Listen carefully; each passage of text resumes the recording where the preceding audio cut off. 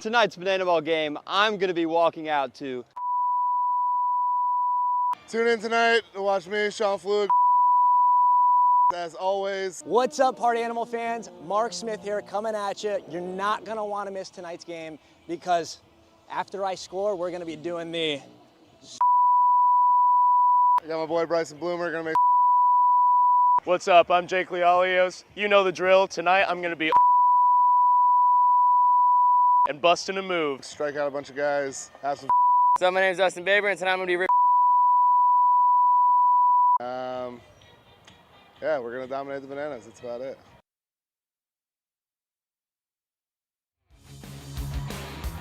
What a strong message from the Party Animals. Eloquently said, my friends. And welcome in all to Game 7 of the 2025 Banana Ball World Tour. We've got another lively crowd on hand here in Fort Myers, Florida for our second of 3 games in JetBlue Park. The Bananas came away with a thrilling 7-6 victory after 4 rounds of showdowns last night in what some are calling the greatest rounds of showdowns we have ever seen. We certainly saw 2 of the best defensive plays in showdowns of all time. There's no question about that. And we talked about it last night. I do not know how Banana Ball keeps getting more and more exciting, but I certainly wouldn't be one to bet against another legendary battle tonight. And we've got a wonderful night for it. 75 degrees with a delightful breeze blowing through Fenway South as you get to look at the spring training home of the Boston Red Sox. Another full capacity crowd. Over 10,000 Bananiacs and Party Animals faithful have coalesced here in Fort Myers. And let's talk about last night right from the get-go, because it was a legendary one, and we've got the video to prove it. We're gonna pick up our highlight in the top of the second inning. Double trick play action, fielded between the legs. 360 over to first, EJ between the legs as well. Cox kicking it off, nice stuff. Scoreless through 2, and then bottom of the third, Danny Hosley starts the scoring. Walk-off sprint, and how about the debut for Blake Benson? A little dual walk up there with Kyle Jackson, and then backflip ability, front door bender. He faces the minimum, earns the Party Animals their first point of the ball game, and then the Bananas came back with a vengeance. Correll Prime, and then Mr. Dan Oberst. Walk-offs in the 6th and 7th, a 3-1 game. Drew Gillespie throwed it all the way from nearly second base, earns another point. So a 3-2 Bananas lead going to the 9th, where the drama got even better. Tanner Thomas, clutch once again. What a start to tour number 4 for Tanner Chicken Tender Thomas. Sends us to showdowns. How about the play here? Reese Alexiadis to Hosley to Leroy just in time to get the speedy Reese Hampton at home plate. Gillespie was able to earn a shutdown in the second round. In the first round, rather, both teams scoring in the second round. So go all the way to round 3 now. Hosley with the bases loaded, striking out Noah Fisher. Then Gillespie, the play of his career in Banana Ball, from his keister to home plate to send us to round 4. But Hosley able to limit it to just 2 runs in the top of the round, and then Robert Anthony Cruz, the hero once again, clears the bases, walk-off winner. And down on the field, Drake Toll has 2 of our stars from last night. Drake, take it away. Something, Danny Hosley, Banana Ball. What's up, Drake? How's, good game. Appreciate it. What do you think of it? What was going through your mind when you were doing the stuff? The stuff? The Banana Ball, Hosley.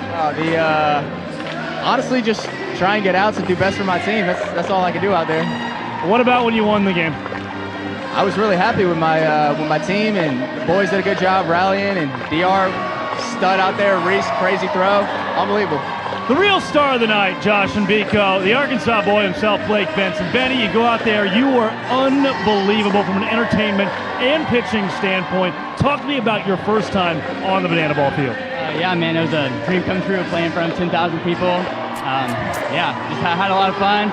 The most tiring thing I've ever done in my life, but you know, I went out there and just did my thing, and here we are. You look great, you sound great, and you were spectacular, lights out. What were the nerves or emotions going into your appearance? Well, my nerves were coming from that song I had to sing because I've never done that in my entire life. So that was a little nerve-wracking, but once I got on the mound, kind of did my thing, the thing I've been training for the past 3 months, I knew I was able to do my thing. Well, you were spectacular. Josh, Biko, party on.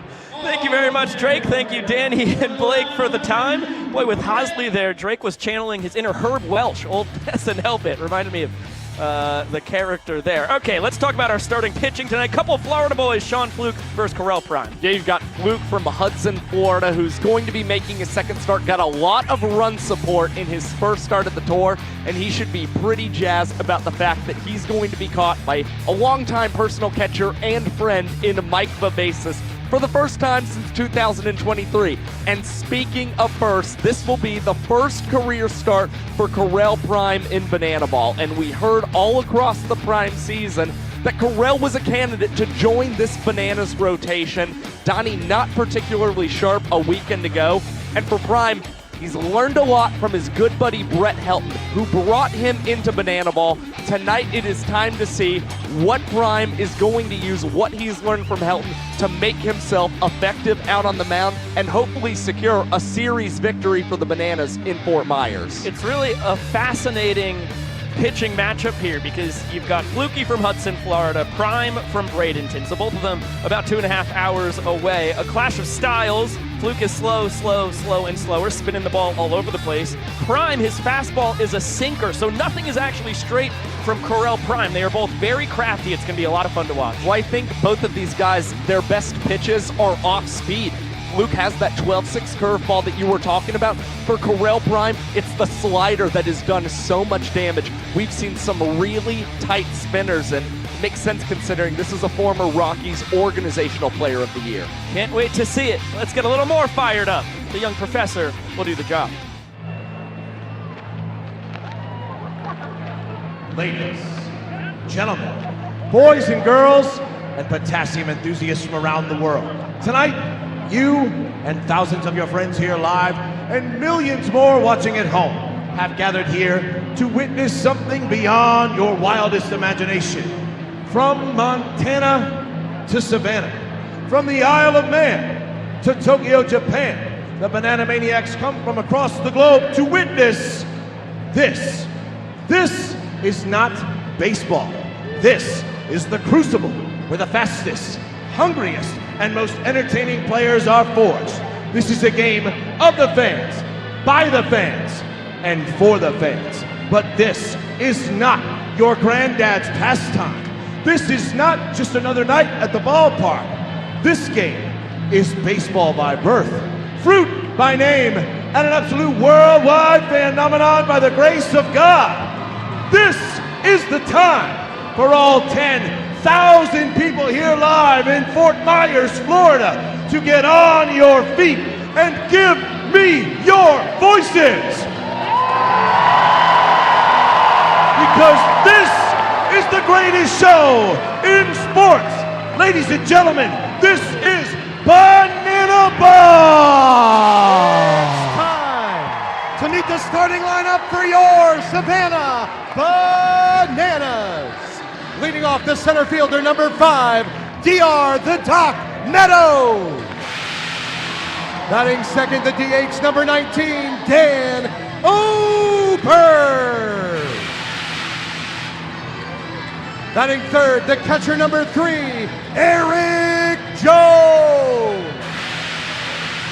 In the cleanup spot, left fielder, number 15, we call him Rack, Robert Anthony Cruz. In right field, number 2, Reese Superman Alexiadis. At second base, number 8, he is our greatest showman, Jackson Olsen. The extra hitter, number 18, Danny Hosley. At third base, number 4, Kyle K.J. Jackson. At first base, number 10, our bat trickster Alex Ziggy Ziegler. And at shortstop, number 6, our glove magician, Ryan Cox. On the mound for your Bananas, number 11, Corral Prime.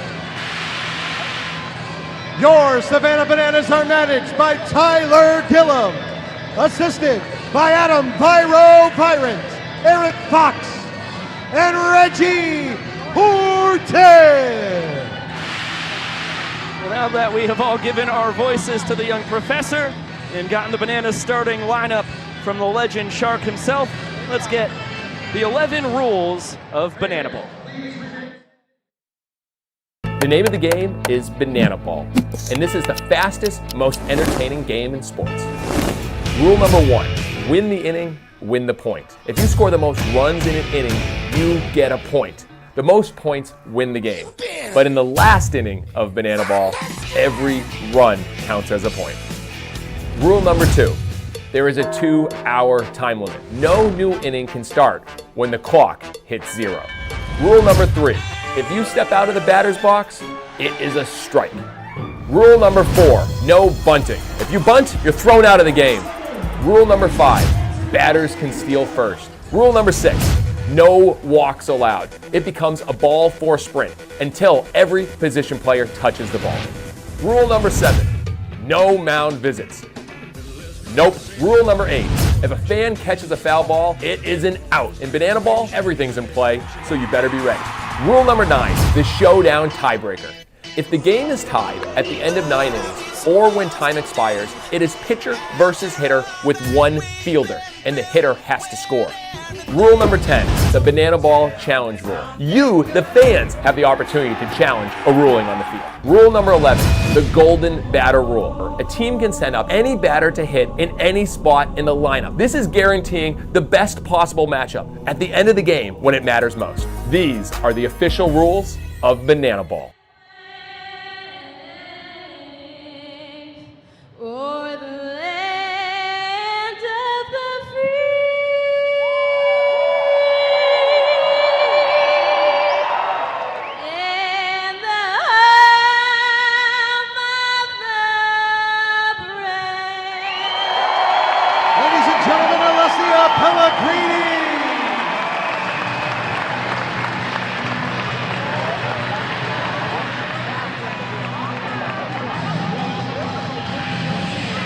We've got Game 7 of the 2025 Banana Ball World Tour live from Fort Myers, Florida. Our second of 3 straight battles between the Party Animals and the Bananas here in Fenway South, the spring training home of the Boston Red Sox. Dan Oberst and company, stoic as ever. No kick line for the Nanners DH. Hasn't been a problem for him. He had a pair of barrels last night. And you get a look real quick here at the Party Animals starting lineup. Reese Hampton at the top, of course. Then Noah Fisher, Jake Skoll, and Tanner Thomas in the cleanup spot. Chase Acuff, Bryson Bloomer, and Sal Jacobo. Then, well, that's not Austin Shoemaker's spot at all. It's Mike Vivacis. Come on! Austin Shoemaker isn't even in the state. He's out in Phoenix. Mike Vivacis catching, and then Dustin Baber and Jason Swan. Jake Skoll's the man who's opened up the year with a 6-game hit streak, and he has extra bases in 4 straight games for the Party Animals. Meanwhile, Sal Jacobo, starting at the extra hitter's position, he's trying to build upon a really solid Banana Ball debut a weekend ago when he was 2 for 5 with a double. Yeah, can't complain with that. 2 runs scored, 2 RBIs. It's an excellent beginning to his offensive career in Banana Land. Expect some crazy trick plays from him out in the field when he gets there as well. And you get a look at the numbers last year for Corral Prime across his tenure with the Visitors and Bananas. He's making the first start of his Banana Ball career tonight. Tyler Gillum mentioned over a few cups of coffee during the Prime season that Prime was a candidate to join the rotation for the Bananas this season. Now, he's thrown 5 innings, allowed 6 hits, 2 sprints, and 2 strikeouts, but his earned run average at 3.60, his minutes per inning mark, 4 minutes and 16 seconds. And 60% of the outs behind him have involved a trick play. That is very impressive for Prime and a streak that he is trying to keep going here tonight in Fort Myers. Yeah, it shows the sinker baller is working and the rest of the arsenal terrific as well. Let's get a look at the Bananas defense behind Optimus Prime. Cruz, Meadows, and Alexiadis left to right in the outfield. Third to first in the infield, it is KJ, Cox, Olsen, and Ziegler with EJ behind the dish. Meadows, the Bananas center fielder, tied for second on tour with 13 trick plays this year.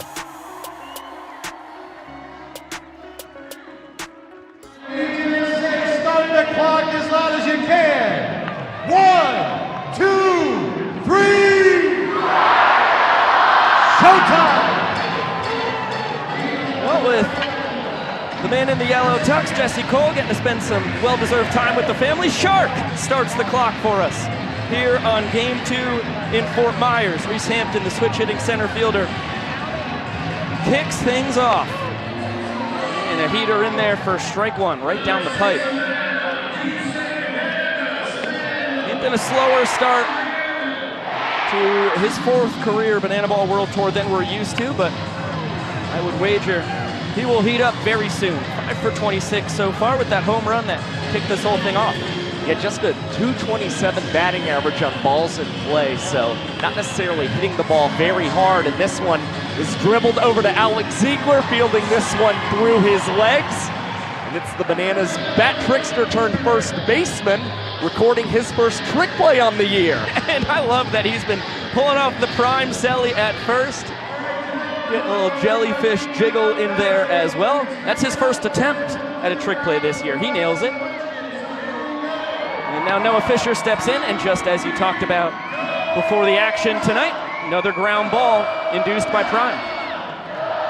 Fisher is our Dunkin' Donut batter of the ball game, so if he goes down on strike, swinging or looking, we do not discriminate. Full capacity crowd here tonight gets donuts. Who doesn't like them? It's probably the earliest we've heard the donut batter announced to the crowd, and I'll tell you what, they are loud and ravenous for some treats tonight.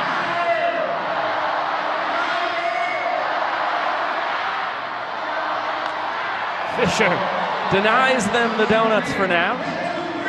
Good job protecting the plate.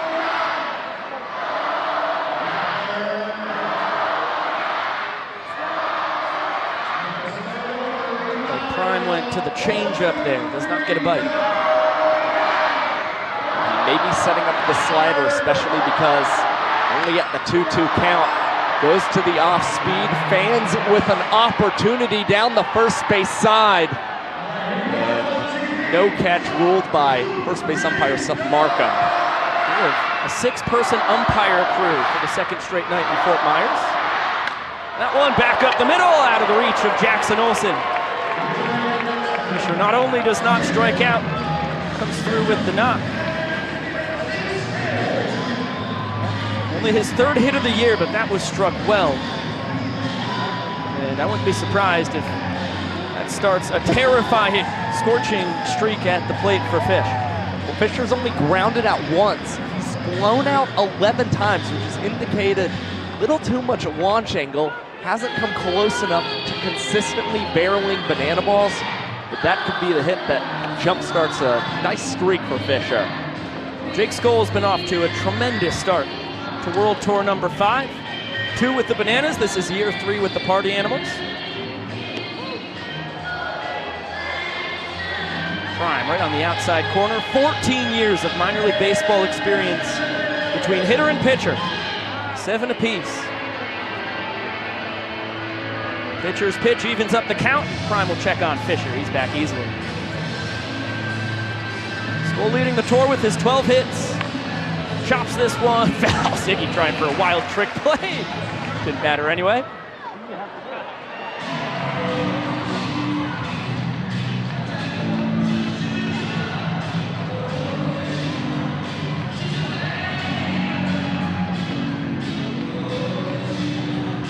Another 2-2. There goes Fisher, and not a great pitch to throw on. Excellent chuck, though, from EJ.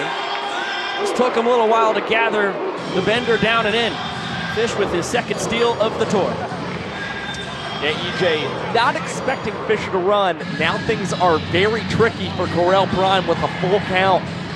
Ball 4 and a sprint would lead to a run scored in the inning for the Party Animals, and Prime cannot find the outside corner of the plate. It's Skull thinking about 2 bases, but will only take 1. Party Animals score in the first inning for a 2nd straight ball game. And they will party rock to celebrate with Helton in the lead. Couple weapons in his hands. I like this remix on the legendary first run celebration from the Bat Boys in Banana Land.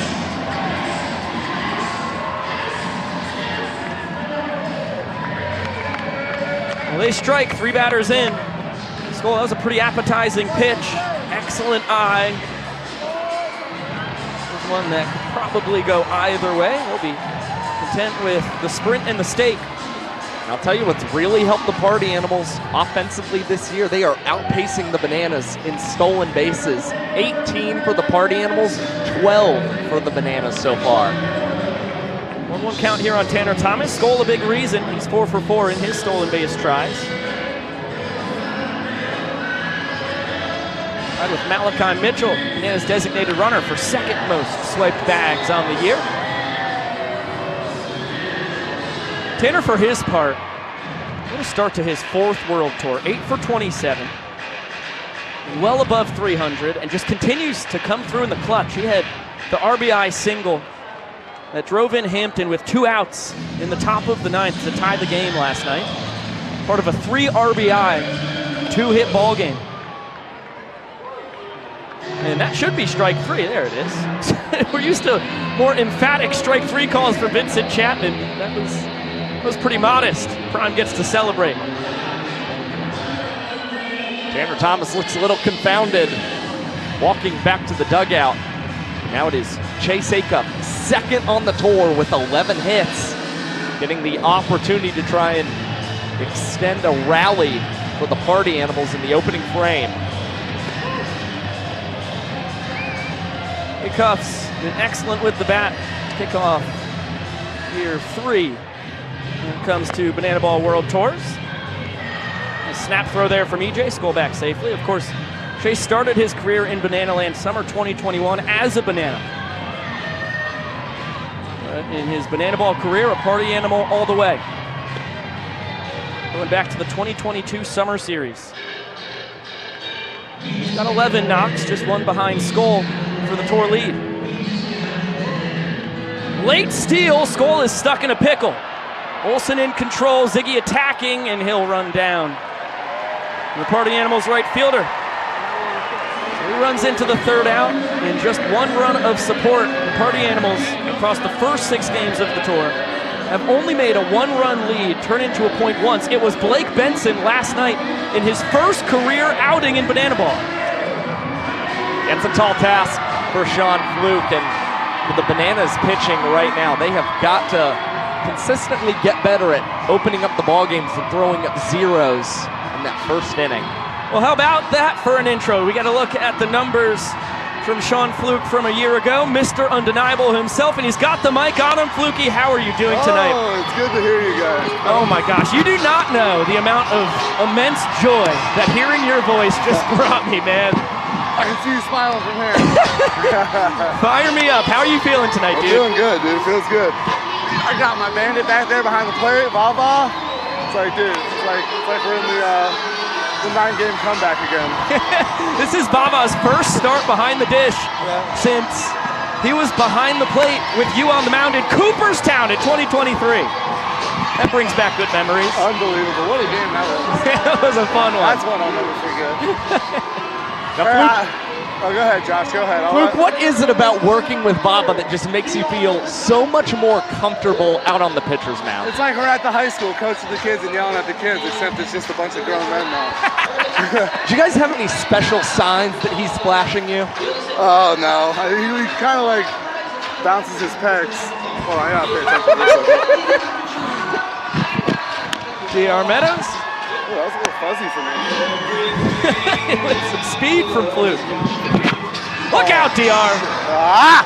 Come on. I gotta focus here. My bad. Hey, that's us. We're hollering in your ear, man. Yeah, I definitely. Oh, now I'm on the big screen and everything. And now DR and the boys are rocking the Camp Rock all the way down to first. I did that for the content. I knew like no one was gonna hit anybody. I was like, first batter, let's get it out of the way. Angelo, you're welcome. Fraud, you're welcome. It's very big of you, Sean. I got you, don't worry. Man of the people. Yep. TB1's not here, you know, we had to make sure we hit all our celebrations to on cue. All right. Well, you put the tying run on. Here's Dan Oberst. Just setting up the double play, I imagine. That ball right there, if he hit that, was not a double play. It was fouled straight back.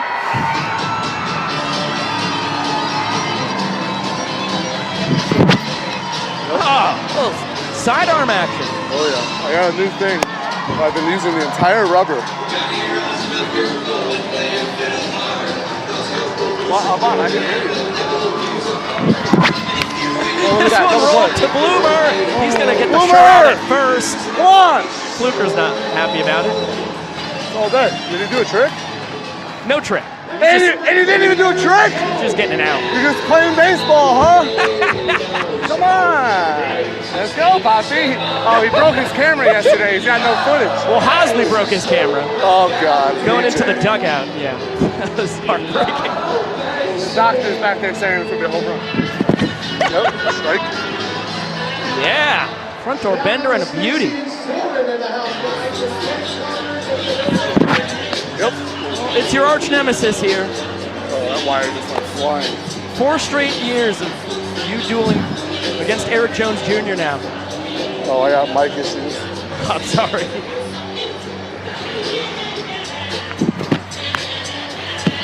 It did look a little fuzzy. Yeah, fuzzy's not good when it's 6 feet away from you. Yep, strike, that's a strike! Wow. That is right there! That looked pretty good. Let's go again.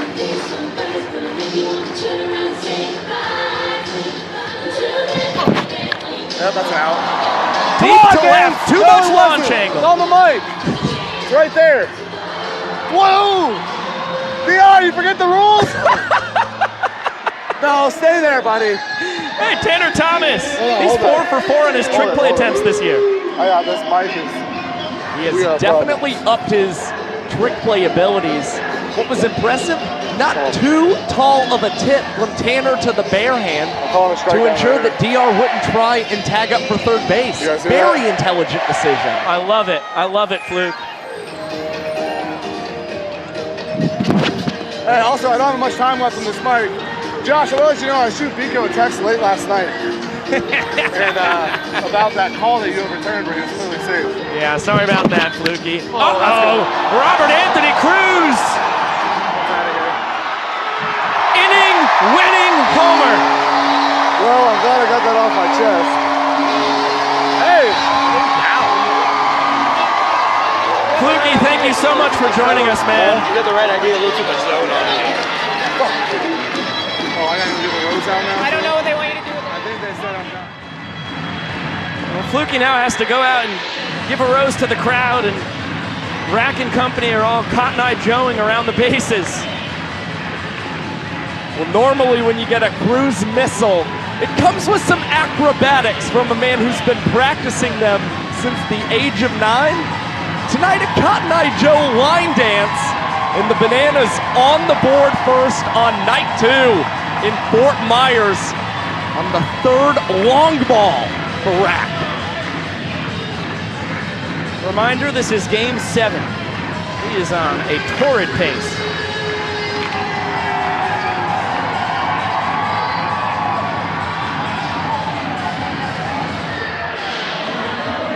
They were down to their final out in the inning. But Rack now 9 for 23. That is his 5th extra base hit. Ties Jake's goal for the tour lead. That is some chutzpah on the bat flip from Robert Anthony Cruz. When he swings for the fences. And when they fly far. And boy, going back to 2023 here, Sean Fluke and Mike Vivacis, nominally good, but it is not 2023 anymore. Yeah, Fluke and Vivacis were quite the pairing. You're looking at these numbers from when Vivacis was starting and Fluke pitched both out of the rotation and the bullpen. The numbers just stellar. Fluke almost 2 strikeouts to every ball 4 sprint issued, working very quickly out on the mound with an ERA around 3.5. Now, fortunately in Banana Ball, it's only 1 inning, and the Party Animals are only down 1 point. So they've got a lot of room to start to make that up. Hopefully get Luke some more run support in this upcoming inning, and then see if he and Vivacis can hold down the lead in inning number 2. Well, I'm sure Bugs, fluky the most, is it's all set up by hitting DR Meadows on his second offering of the game.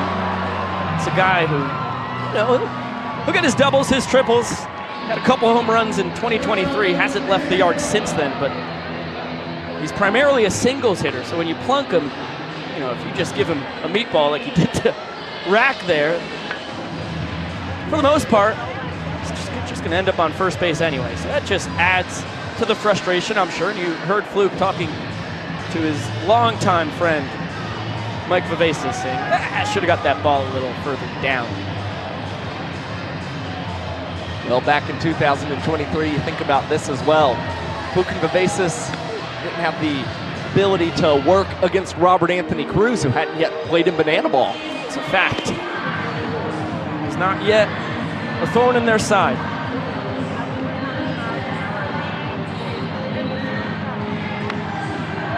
2 strikes now on Chase Acuff. That one clangs off the roof.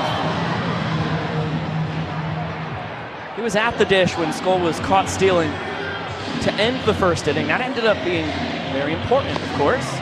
And he goes down on strikes here. That is a gnarly change from Optimus Prime. He's got his second punch out of the game. And a rare strikeout from Chase Acuff of the Party Animals. Prime all of a sudden finding his form, consistently pounding the zone. We'll see what he brings to this battle against Bryson Bloomer. Showed him the cutter to start it out. Goes right back to it, behind 2-0. 3 in a row. That time Bloomer took the bait. Well, it's good to see a big smile on Bryson's face after his beloved camera was destroyed by Danny Do-It-All last night, trying to make a play in foul territory. Ended up tumbling down the Party Animal steps of the dugout and took Bloomer's camera with him. Set up on a tripod following the Boomer at third base. Payoff pitch. That is a hard-earned sprint. Once again, competitive offering from Prime. That one definitely just a pinch down and out. He does not miss by much. He is always right around the zone. Last night, Bloomer reached base 3 times and 3 different ways. It was on a single, a steal, or a double, a steal of first base, and a ball 4 sprint. He's a third of the way, possibly doing that a second straight night. He's been awesome to start his 3rd World Tour. Line drive right to Ziggy, steps on the bag, double play. Zigster, reaction time, elite. That ball was on Ziggy before. He was arguably ready for it. Stretched out the arms, wowing all of his teammates. And that gets Prime out of the 2nd inning in 2 minutes and 15 seconds. To get one more look, Ziggy right there and with the foot on the bag. How did he get that ball from the glove into the bare hand? Well, he was stepping on the bag. Nothing Bloomer can do about that. So Prime faces the minimum, and let's talk about trick plays here. We love to hammer home some Banana Ball basics in the middle of the 2nd inning. That was an awesome play by Ziggy right there. Not of the trick play variety, but we have seen him in the 1st inning. He started off our game with a grounder between the legs. You take a look at the trick play leaders all time. Cox is in a league of his own. Baber and Acuff, the only 2 guys past 200. And then, of course, DR and Jackson, they're making their way up as well. And this year, well, it's Ryan Cox leading the pack once again. But what has really stood out is the trick play rate per game, as the Bananas and Party Animals have averaged almost 22 trick plays a game, way up from 14.4 a season ago. And trick plays, I mean, all of these guys are continuing to push themselves to be better, and they want to be recognized as the elite defenders in this young sport. That is one of the things that they all want to be known by. You've seen some of the things that DR Meadows has done, cartwheel catches, backflip catches as well. And Ryan Cox also establishing himself as the glove magician. He got that nickname because of his trick play abilities. Alexiadis leads off the bottom of the second. Jackson Olsen on deck. Danny Hosley in the hole. There's that patented 12-6 curve from Fluke to even up the count. Seen a lot of people in the chat wondering, what's the point behind trick plays? What are they for? Well, they are for entertainment and fun. Currently, they do not provide a competitive advantage, but we'll wager once we get to the Banana Ball Championship League, that will change in one form or another. Bryson Bloomer into foul territory, and he'll grab that right in Tyler Gillum's lap. And what trick plays also bring is an excitement about every batted ball that is put in play. You never know when you can witness a new play for the very first time or something that is going to blow your mind at a banana ball game. Exactly. It's pretty rare you see a routine play. We just see one right there from Bryson Bloomer. But outs are at a premium as well. Trick play feel is something that we talk about a lot, both on the broadcast and with the players behind the scenes. Thing for the coaches. Sean Fluke has no run support from his guys this inning, so getting that first out was mighty important.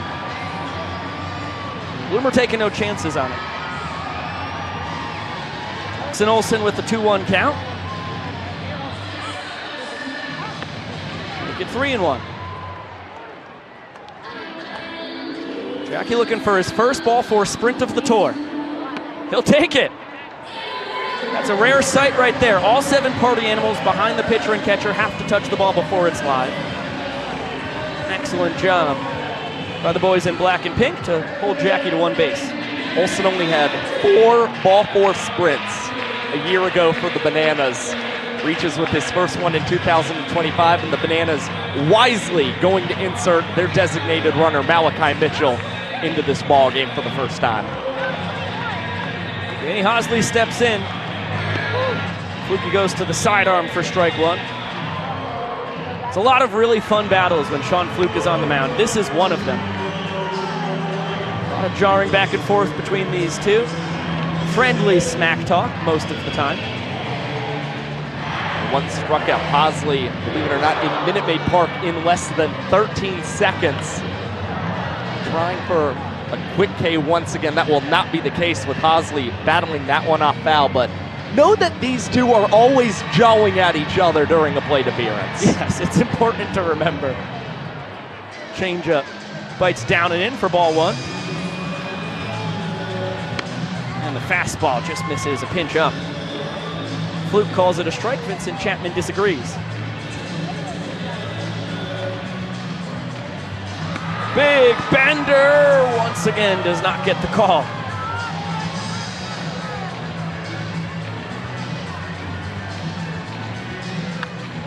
This one popped in foul territory. We'll see if the fans have a chance. One is landing on the roof. So we get another payoff. I'd wager Flash takes off on this 3-2. 4 for 5 in his stolen base tries this year. There he goes. And it's ball 4. Nice scoop. Chase Acuff saves the day. Flash is getting the wave around. The throw from Skoll, not in time. That's what the speed of Malachi Mitchell does. Flies around the bags, and the Bananas double their lead in points. Tyler Gillum's base running mantra is that pressure bursts pipes, and the speed of Malachi Mitchell is the pitfall of the party animals in the second inning as the Bananas go through the crowd in Fort Myers, Florida.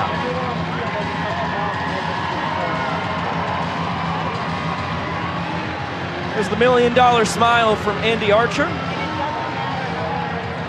as he and the boys get to get up close and personal with the fans, celebrate their second straight inning win.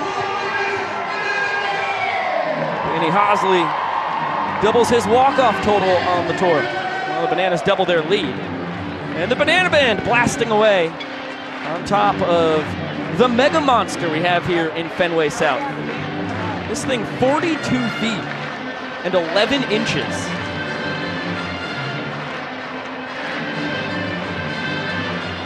For reference, the Green Monster in Boston is 37 feet, so we're 5 feet larger, and there's only 130 seats on top where the Banana Band is. There's over 250 in the middle. It's tough to see on the broadcast, but there is a netting there. It's in play. If the ball bounces off that, we're still cooking. We saw Jason Swan. Looked like he might have hit it right off the fair foul line on that netting. Ball was called foul last night. If it was fair, the ball would have been in play. If the Party Animals had a challenge and it would have been overturned, it would have just been ruled a ground rule double. But you've got to climb the entire height of the monster, which has to have that hole in it here in Florida due to hurricane zoning rules. Let the wind blow right through it instead of blowing the whole thing over.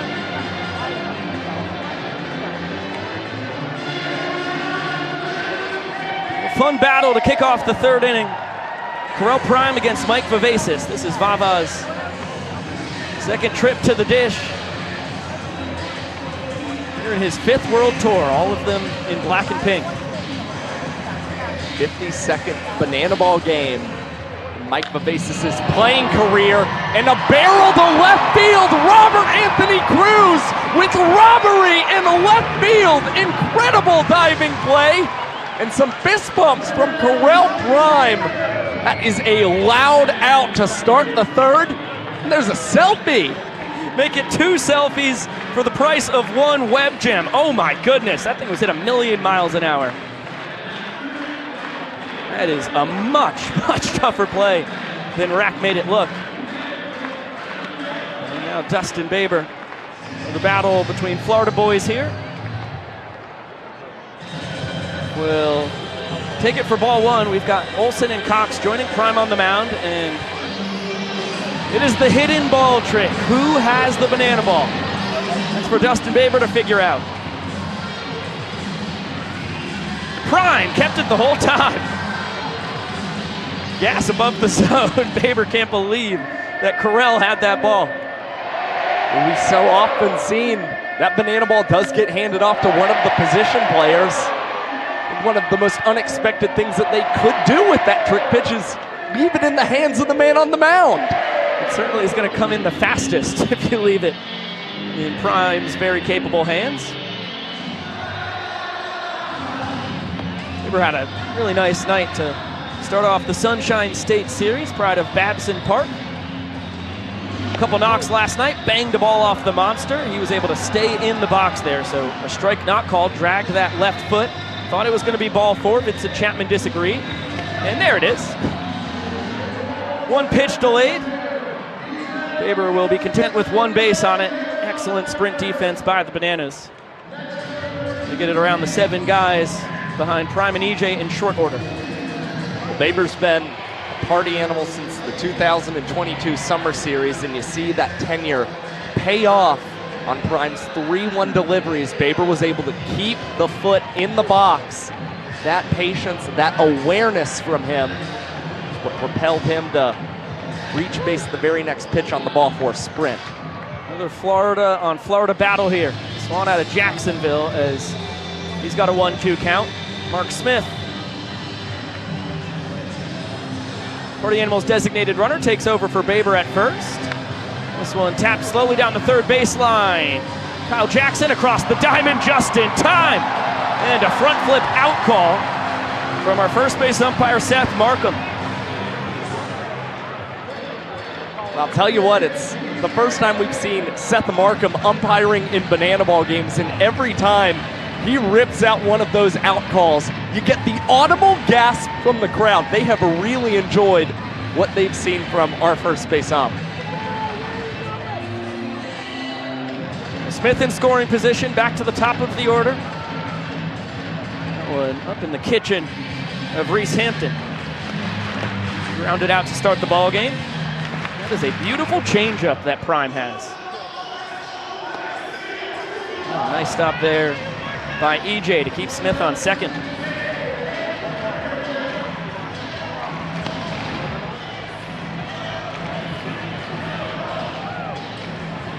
Ball 4 here, scores a run. That one back up the middle. Nice sliding stop. Jackson Olsen from his knees. Ziggy behind the back. All right. Olsen flashes the leather.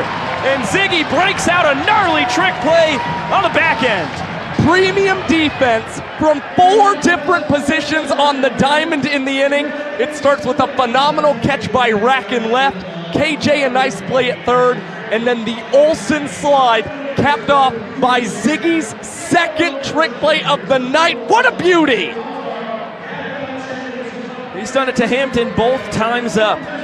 Unbelievable stuff by Alex Ziegler.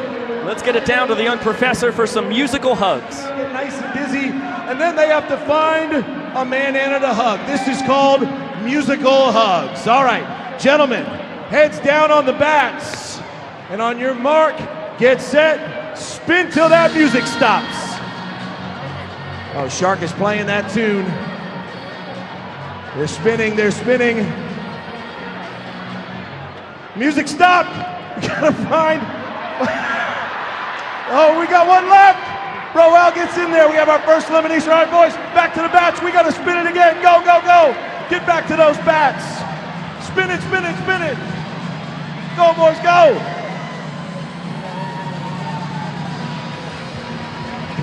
We got him head down. Up, there goes the music. Watch out now. Oh, our next elimination, all right. We are down to 2. The next one will decide the winner. Spin, boys, spin. Here they go. They got to find Cody Fluffman. Round and round. Where they stop, nobody knows. Last one. Oh, it's going to be a photo finish. We have our winner. It's Mike, ladies and gentlemen. He is the winner of Musical Hugs. And I could go for a bear hug from the Fluff Man. The Bananas are bigger and buffer than ever before here in 2025. They've entered the Banana Ball 3.0 era as well. A lot of former pro wrestlers all over the place. This one struck well past the sliding attempt of Jason Swan. Kyle Jackson's gonna have extra bases. He'll stop at second. Nice knock for KJ Jackson, who's opened up the tour batting just a $125, but this is a guy with superstar potential for the Savannah Bananas, just waiting to break out at some point. We saw what he was capable of a season ago, splitting time between the Visitors and the Bananas. Now he finds himself in scoring position with Alex Ziegler up, who barreled a single to left against Nate Tellier a night ago. Well, I'll tell you what, but you can't complain with KJ's game so far here in his first full world tour. He's got 4 ball 4 sprints. His on-base percentage is north of 500. The hits will come. But the boys in yellow are thrilled anytime you can get aboard. Anicio Harrison taking over the first base coaching duties. As Alex Ziegler out to left, Tanner Thomas eyeing it up behind the back. He bobbles it, cannot snag it. That is a devastating missed trick play. Ziggy trying to get 2 bases out of it, and he'll get in there just ahead of the tag from Baber. Heads up base running from Alex Ziegler. And if that throw goes awry, it's leading to KJ scoring the inning-winning run and putting the Bananas up another point. But for Tanner Thomas, eyeing that one up behind his back, it looked like he just came away with a little too much spin. It looked like it almost hit off his hip or something. I think it went from glove to hip. I think it kind of got slingshotted out of the mitt. That's what my eyes told me live. We'll get another look at some point. Infield in for Ryan Cox. He gives the fans a chance. They do not catch it. This might actually be the last guy you want to see at the plate if you're the Party Animals. Coxey's 7 for 17. He's hitting .412. That's the 3rd best batting average among qualified hitters on this young tour. And he does not strike out. This one chopped to the right side, past Baber. K-Jack scores. It is 3 straight walk-offs to start the night for the Nanners.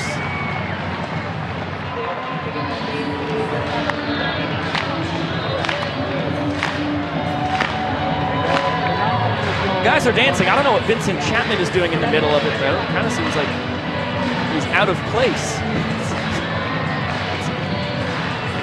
Yeah, Rack's not happy about it. He's going and grabbing Zach Frangelo. Oh, got a little kerfuffle here. Oh! He's been studying, and he wanted to be a part of it. What a reveal from Vincent.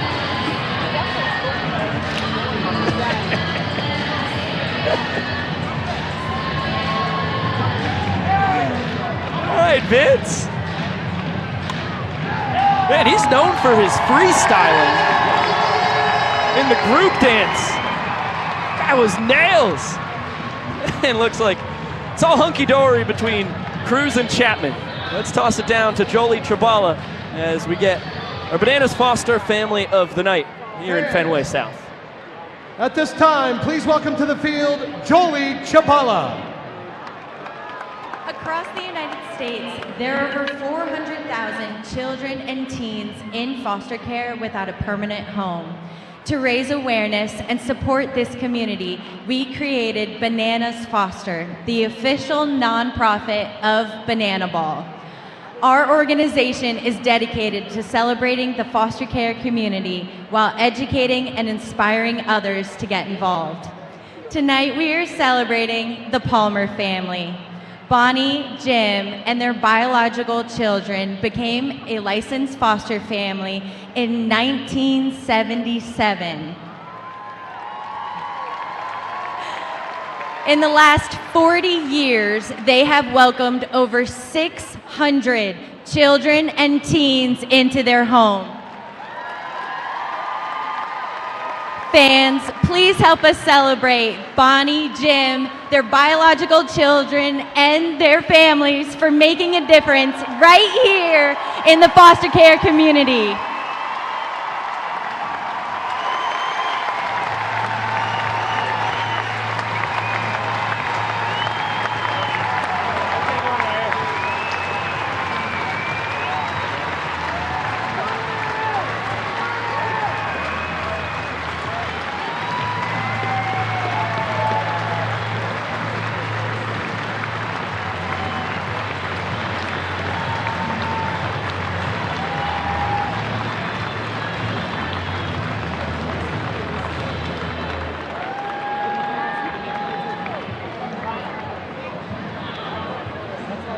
We are so proud of all of our superheroes in the foster care community, and it's amazing that we get to shout them out here in Banana Land.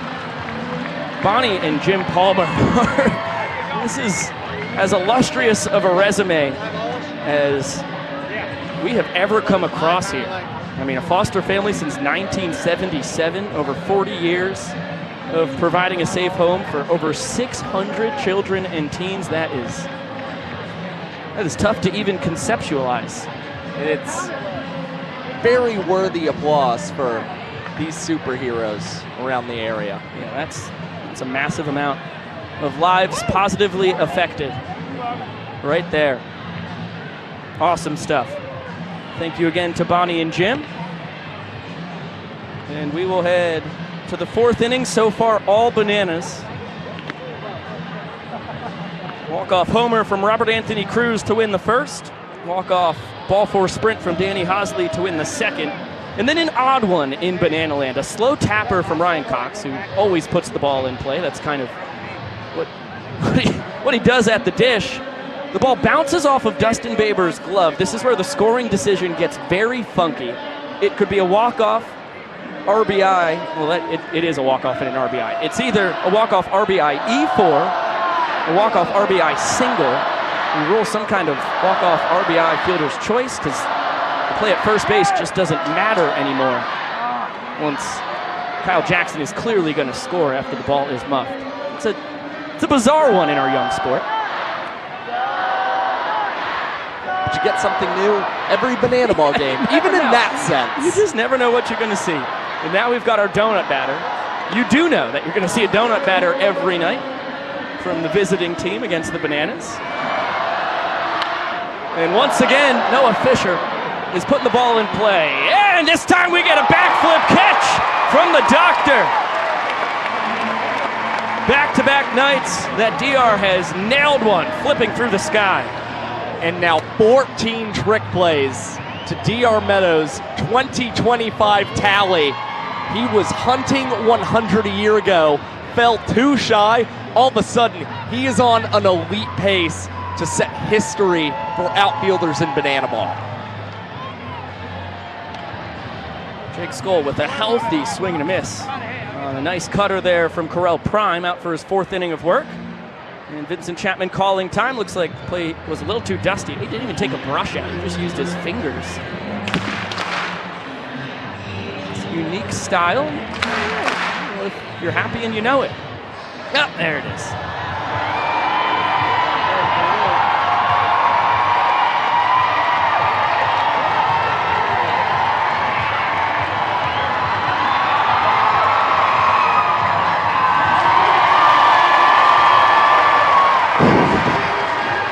Just me, or did you see Vincent Chapman point directly at Correll Prime during part of that dance? What a message to the Bananas man on the mound. What would you do if Vincent pointed at you and then ripped off that dance? I think I would. It's a pretty You're good speechless. question. Yeah. I mean, it's never happened. I think it'd be one of the greatest honors of my life. It'd be tough for me to work out in the moment. 3-1 count. And that's a pitcher's pitch. Wow. That's where Prime's been living, pretty similar to the pitch. Gave up the sprint on Skoll on the first time, and that one too close to take. Gnarly sinker. 3 Ks for Primetime tonight. And it's that strike 2 call on Jake Skoll that he thought should have been ball 4 that forced him to expand his zone just a little bit, and is the primary reason we saw him chasing that pitch on the outside part of the plate against Correll Prime. This one rolled over to second. Jackson Olsen fields it between the legs. Ziggy behind the back off the throw.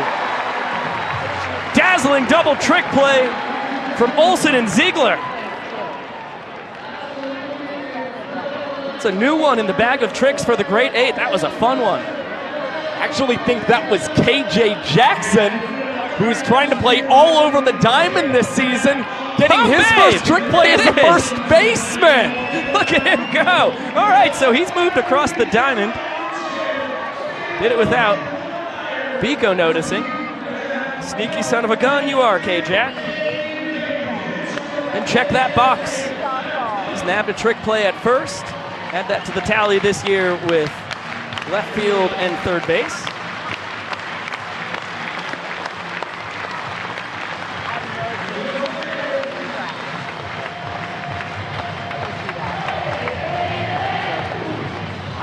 I'm guessing that meant Danny Hosley spent the full inning at third base without me noticing as well. Good job.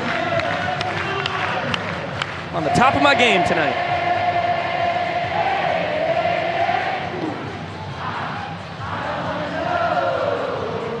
Crowd here, I know that guy. Crowd here in Fenway South at the top of their game as well.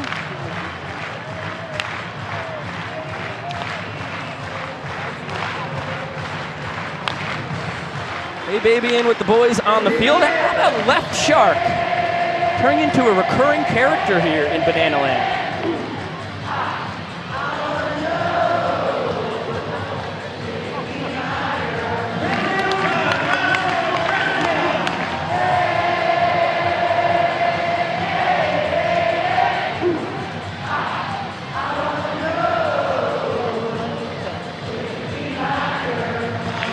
Donnie on the dugout getting after it with the young fan and young prop. We hit to the bottom of the 4th inning. The Bananas lead 3-0. New man on the mound. Tonight, unfortunately, did not go to plan for Sean Fluke, so Vivacis turns to Dalton Ponce. Now, Ponce's allowed 9 hits in 4 innings pitched this season. His control has been just fine, but early in tours, we've seen he is prone to leaving too many pitches over the heart of the strike zone that wind up falling for Bananas hits. However, when Ponce is getting and inducing those outs, 67% of them have involved a trick play. DR Meadows skies this one in the infield, pounce underneath it. He's going to be called off by Swan, who grabs it right on the mound. Tricky play on the middle of the diamond for out number 1.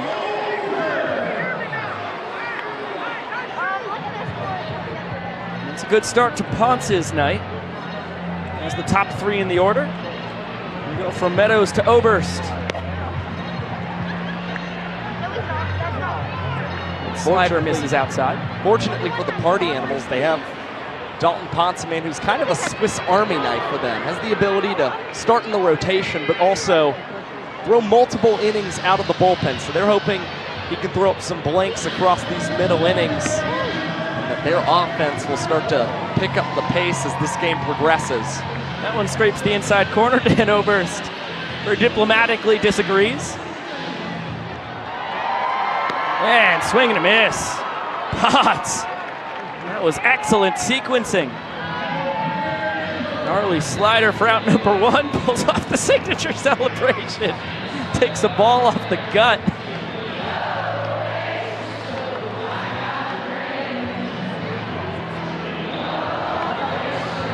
Eric Jones Jr. high and deep to left. Off the top of the monster. He's stepping on the gas and sliding into second with a double. Boy, he was just a couple feet away from a walk-off ding-dong. If you hang the pitch, EJ will bang it. That one nearly clearing the monster in JetBlue Park. It's gonna look great swing for Eric Jones Jr. That extra base hit will snap him out of a 4-game hitless streak, something he did not have all of 2024. Shows you how consistent he's been across his 4 Banana Ball World Tours. Big swing and a miss on the changeup. Robert Anthony Cruz over in the first inning to flip that frame on its head. Party Animals had 1 run. Manners walked it off 2-1. And that is 3 pitches, 3 strikes. Ponce wins the battle between the 2 Fontana, California kids. Gets a couple Ks and strands the inning-winning run in scoring position. We'll get it down to the field for some Baby Got Back. Not really, because I have 4 couples, and we've got the guys all the way out in center field and their wives over there by second base. We've got the teams of Kaylee and Mickey, Kaylee and Colin, Sam and Evan, and Elise and Ricky. And it works like this. When I say go, the fellas are going to run all the way from out there in center field. They have to run and pick up their wives on their back and make it all the way back. It's a little more complicated than that. You'll see what I mean. Ladies and gentlemen, this is called Baby's Got Back. All right, gentlemen, are we ready? Then on your marks, get set, go! Here come the fellas, coming in hot. It's a pretty even race. But out there we've got Mickey leading the charge here. He's coming in hot.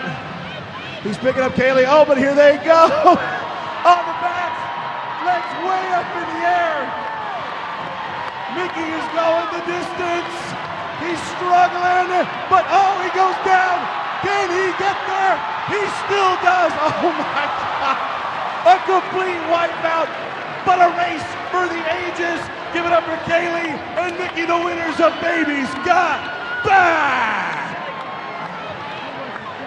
I disagree with the ruling there. I kind of feel like that was an illegal move at the end from the declared winners. All I know is that fellow took a tumble, was just doing his best Robert Anthony Cruz impersonation. New man on the mound for the Nanners. Correll Prime, excellent.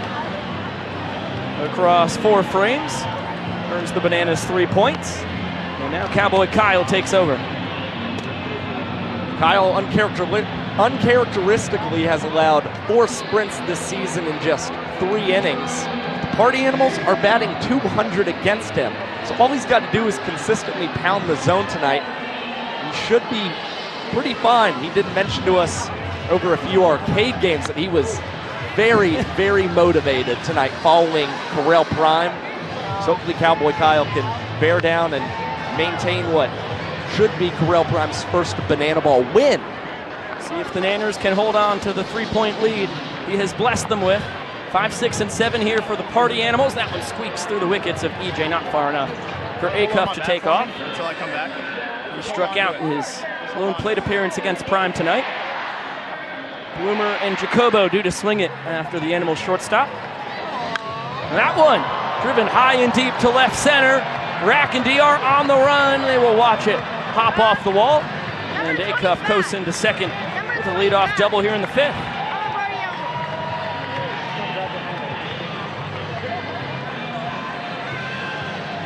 Let's see what Bryson Bloomer has for us here.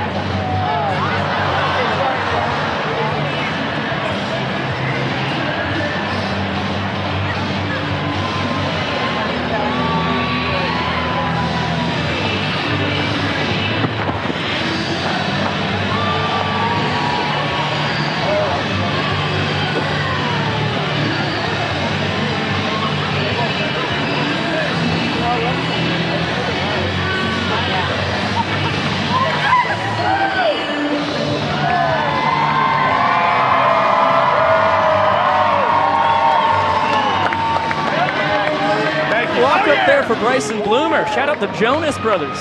That's a throwback all the way back to 2007. There's a lot of big things coming from the Jonas Brothers this year. I've actually bought my tickets for Jonas Con. I can't wait to see how that turns out. This one to the doctor.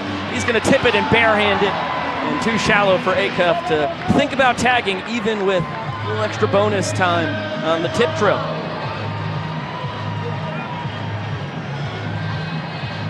DR, his second trick play of the night. Perfect 15 for 15 on the tour. And a slider paints the outside corner to jump ahead of Sal Jacobo. Now DR's coming all the way into the infield. Olsen and Cox get on the mound. Kyle and the boys have.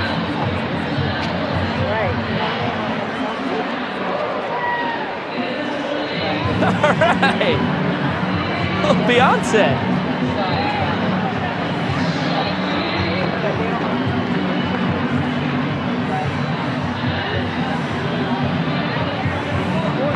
In the pitch, he's gonna let DR get to the outfield and then spikes it. Nice scoop there by EJ. If you're watching the Cowboys on Thanksgiving, you've seen that dance before.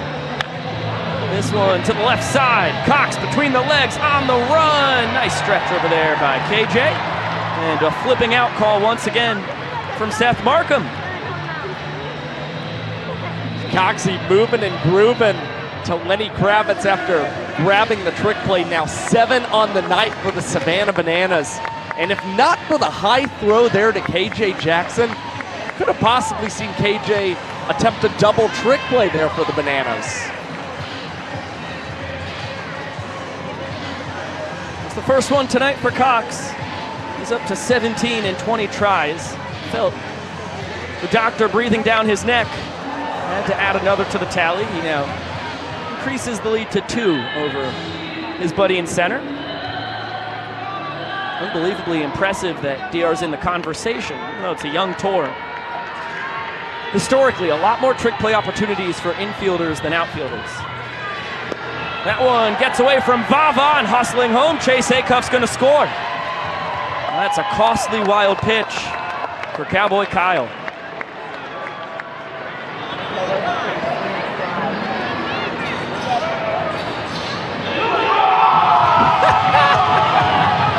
Chase Acuff showing off his sound effect skills with the scissors, and his teammates cannot believe it. Boy, those are going wild. I think my favorite reaction was the alley-oops. I really liked what Benson was bringing to the table as well. I mean, the relievers are solely focused on having the most fun with something like that. They got to go wild. There's no doubt about that. This one to the left side. Hosley flip behind the back to the bare hand on the run. KJ behind the back, of course. Another terrific double trick play from the Nanners infield. And that is exactly the type of throw that KJ Jackson was looking for, like we were just talking about. Hosley putting that one right around KJ's backside, and he's able to field that one behind his back. And now 9 trick plays for the Bananas through 5 innings defensively. 4 of them in the 5th. But Acuff does come around to score after the leadoff double, so the Animals with a chance for their first point of the night. And a reminder that we'll be back in action tomorrow. It will be some afternoon banana ball fun. 1 p.m. Eastern will be first pitch, and the pre-show will start at 12:30, so you get all of your bonus banana ball pre-show action that you love. The Banana Baby, crowd sing-off. Get yourself Little Party Animals entrance, which has been electric this year so far. And boy, oh boy, the first peel last night, the kid said it was rotten. Jesse Cole referenced it when he joined us in the interview later on in the game. It was an all-time performance by that kid. He was just a gem. I think that's the only thing that can explain 9 ball 4 sprints in a banana ball game. That has got to be the main culprit. Yeah, I'd say so. Can't point to anything else. Well, Dalton Ponce, after getting a goose egg from his boys in the 4th inning and coming out unscathed, gets a little offense. 1 run to work with. If he can repeat his 4th inning performance, the Animals will claim a point. Jumps ahead of Reese Alexiadis. That was a wicked 2-seamer biting in on the hands. And a quick 0-2 count. 4-seam, 2-seam fastballs, as well as the changeup slider and a 12-6 curve from Ponce. You see the big bender right there. Alexiadis does not offer. They tried to set up Alexiadis with some pitches inside, then get him to wave at something on the outer half. Now Ponce once again attacking the hands of Alexiadis. Honestly, it has been some of those pitches running in on him that have given him the most trouble to start this year. And a swing and a miss. Elevates the heat and sneaks it past Reese. That is 3 of his 4 outs earned via the K for Ponce. Elevated, but once again, that pitch running inside on Alexiadis. And Dalton Ponce, he's liking what he's doing, and he loves the rivalry that he has with Jackson Olsen. We've already seen Olsen try and call his shot against Ponce this season. That was a maniacal stare down between Ponce and Jackson. I mean, you'll see these guys together all the time throughout rehearsals and staff meals. They're quite often glued to the hip. Great buddies off the field. Adversaries on. And they relish every opportunity to do battle. Nice, backdoor bender. Ponce out in front. Olsen appreciates the artistry. Swing and a miss. 3 straight Ks, 4 on the night for Ponce. He is dealing. Ponce dialed in on the pitcher's mound. Right now, looking for a strikeout of the side, but man who's trying to get in the way of that, Danny Do-It-All, who's moved over to 3rd base tonight for the Bananas. Out of the extra hitter spot, which you can move freely in and off the field as you'd like, very different from the designated hitter. As soon as you put the DH in the game, all of a sudden your pitcher has to hit. On a strike on Hosley, he walked off the 2nd inning with the ball 4 sprint to drive in Malachi Mitchell.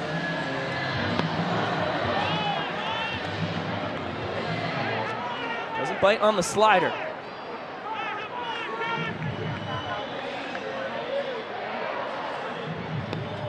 And now it's Hosley's count. We've seen the ball flying tonight here in Fort Myers. Guys have been peppering balls off the nearly 43-foot monster. Hosley gets his heater, pops it foul territory. Swan and Vivacis in pursuit. And just a hair late. Vava couldn't quite get there. Well, Swan instantly was tracking down that banana ball. It was Vivacis who got the late jump to that banana ball, and then looks like he took charge over Jason Swan only to not come up with the play. So now Ponce, with a payoff pitch coming to Danny Hosley. It's going to be another sprint for Danny Do-It-All. Nice block by Vivacis. Hosley's going for 2 bases. Party Animals need to get it around the outfield. They can't do it in time. Never had a chance. The ball in the dirt gave Hosley the jump that he needed. He shows off his wheels. And the inning tying run in scoring position now with 2 outs. Now things are tricky, and Dalton Ponce is again trying to break out of this curse that the Party Animals have set for themselves. Pitchers having a really difficult time making 1-run leads in innings stand up. They've only held 2 of them so far this year.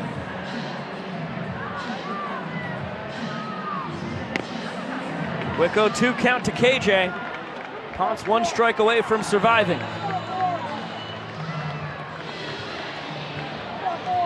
Jackson doubled back in the 3rd. Back foot bender. He saw it very well.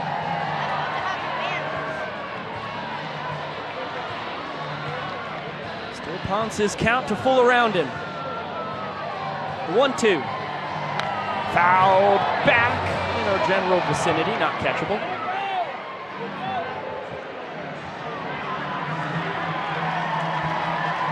Crowd going crazy. The little girl got the banana ball. She's jumping up and down screaming. That's a beautiful sight right there, just in front of the booth. We get another 1-2. Wow, what a job by KJ. That is a defensive swing. He says, good pitch, Dalton. Ponce respecting the battle, but saw the nod that he gave to Mike Vivacis. I think they feel very dialed in with their pitch calling this inning. Wow, KJ saw that one very well. He's not going to spoil it again. Count even at 2-2. They've gone high, back-to-back pitches. Now might be Vivacis trying to set up low and get KJ to chase him. You see that glove down for Vava. Swing and a miss!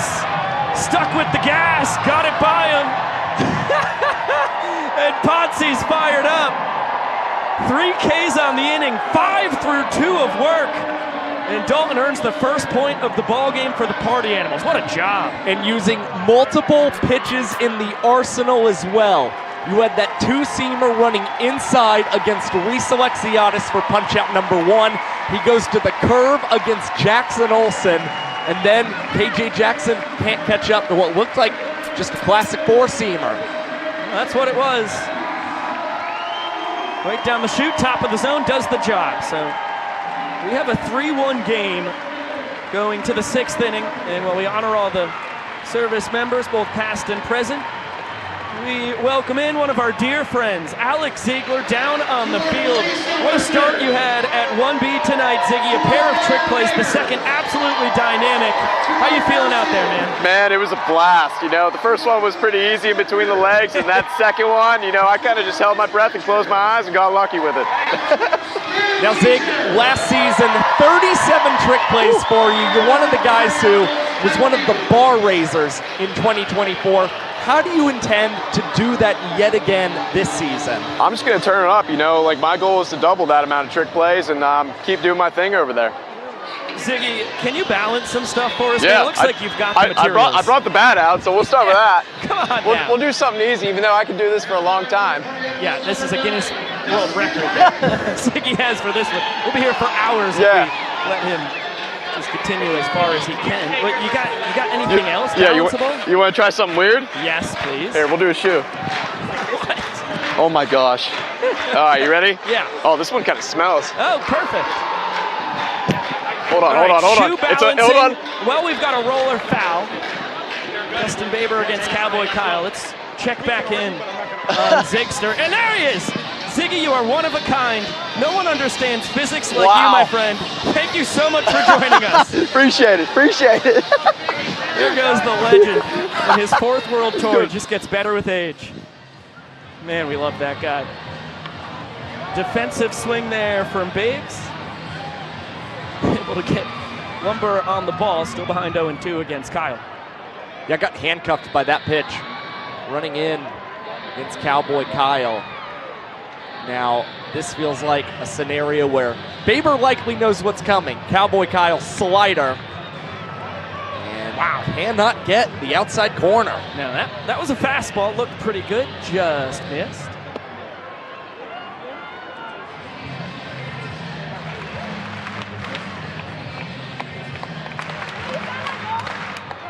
Two. Swing and a miss, there's the slider. Excellent execution. And Kyle's doing the belt buckle shuffle on the mound. Well, Kyle trying to get in on all the fun that Dalton Ponce had on the pitcher's mound. You saw dance moves galore from the Party Animals righty. Now the Bananas lanky right-hander busts out one of his signatures. Jason Swan fouls that one off the glove of EJ. Swan in the 10 hole for the 2nd straight night. Reese Hampton lurking on deck. It's really amazing how impressive both 10-hole hitters are between the Bananas and Party Animals, Cox and Swan. Swanee, for his part, 5 for 18 on the tour, 9 ball 4 sprints, has yet to strike out. Coxie, on the other side, 7 for 18, hasn't gotten a ball 4 sprint, but also has not struck out. What's important to do, especially in a 10-man lineup, have guys who can feed the top of the order, and it does not look like Swan is going to achieve that as KJ Jackson tried to tip this one straight up in the air. It winds up behind him, but Jackson Olsen plays it perfectly, and you see a lot of appreciation from KJ showing Olsen. Way to have eyes on that play. Yeah, it really couldn't have gone to a better spot. Right to Jackie behind him.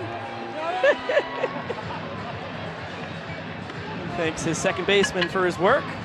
Slider just misses the top of the zone here to Reese Lightning. Trying to get something going with 2 outs. He's bounced into a pair of trick plays so far tonight.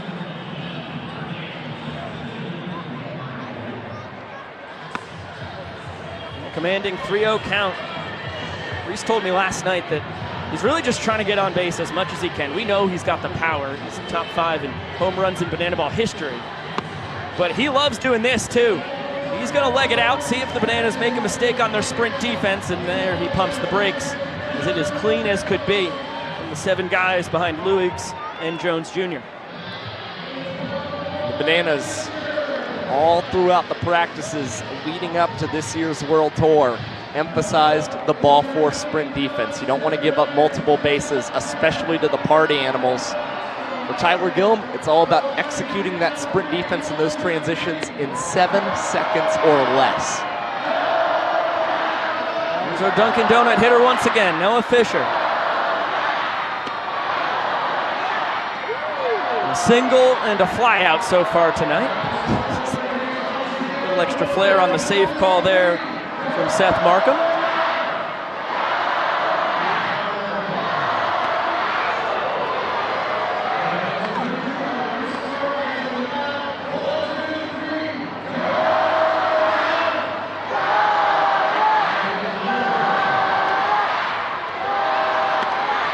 A 3-1 count for Fish. The donut chants still reverberating throughout JetBlue Park. Pitcher's pitch at the bottom of the zone to run the count full.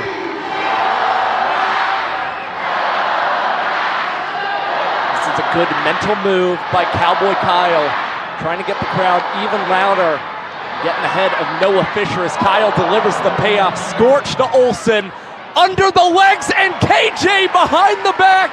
It's more trickery from the guys on the right side of the infield for the Savannah Bananas.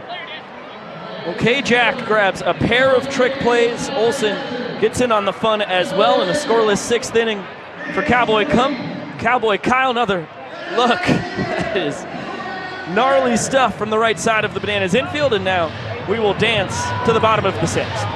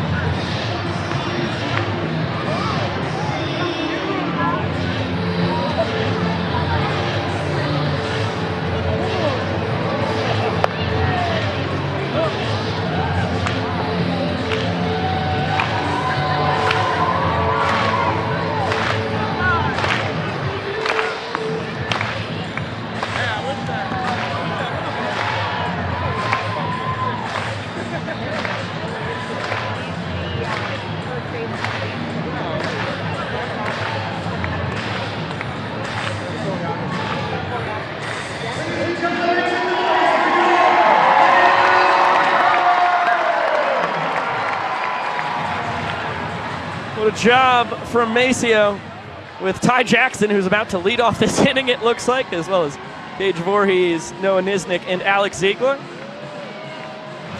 So Ty goes straight from the dance to a pinch hit opportunity here for Ziggy in the extra hitter spot.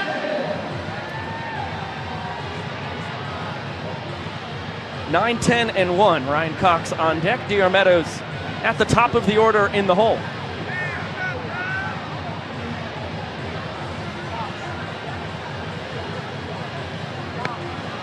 Peter just misses the outside corner. This is the third inning of relief for Dalton Ponce. He's gotten 5 of his 6 outs via the strikeout. He's behind Ty 2-0.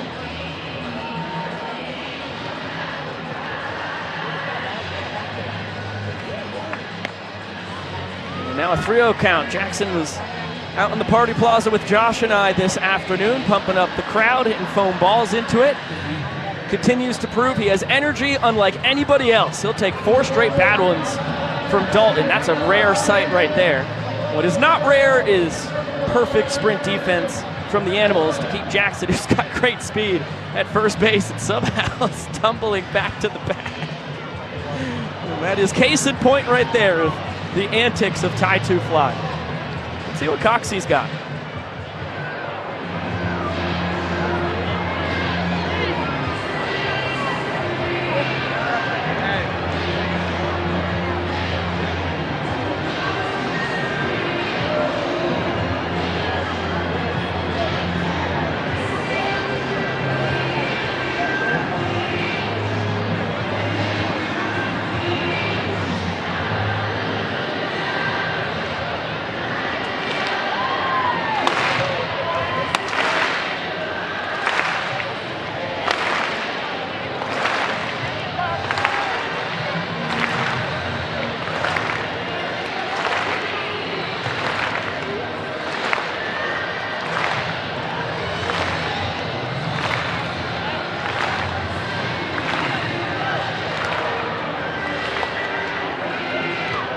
Ryan Cox taking mirrors by Justin Timberlake very literally. And you can get a whole different angle on the Bananas social media. Cox is rocking those meta glasses right there, so you'll get Ryan Cox POV.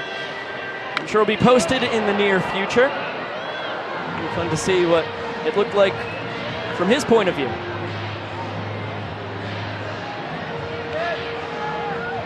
Now Ponce, one pitch into the plate appearance, is boogieing with Jacobo Acuff. Hampton, he's got Thomas coming in from left, and once again, looks like a cameo in the background from our buddy. This one poked to the left side, between the legs, Bloomer, smooth as silk. I don't know how you got a trick play off on that one. That was impressive. But that ball's kind of just sitting there waiting for Bryson Bloomer to do something seamless between the legs transition. And we've talked so much about all the strikeouts tonight for Dalton Ponce. Primary reason why it's only the second trick play of the night for the Party Animals. Check swing, Bloomer fielded between the legs, behind the back exchange. Back-to-back trick plays on back-to-back pitches for the Boomer. That one was plussed out of its mind. And Bryson Bloomer has just brought another level to his trick play abilities at the hot corner for the Party Animals. Fully healthy in 2025 and ripping between the legs, behind the back, flips over his head with ease. What should not be lost is the inning-winning run is 90 feet away. Jackson has advanced on each of those ground balls. Good base running. The menacing Dan Oberst trying to walk off the inning. He's got a ball and a strike.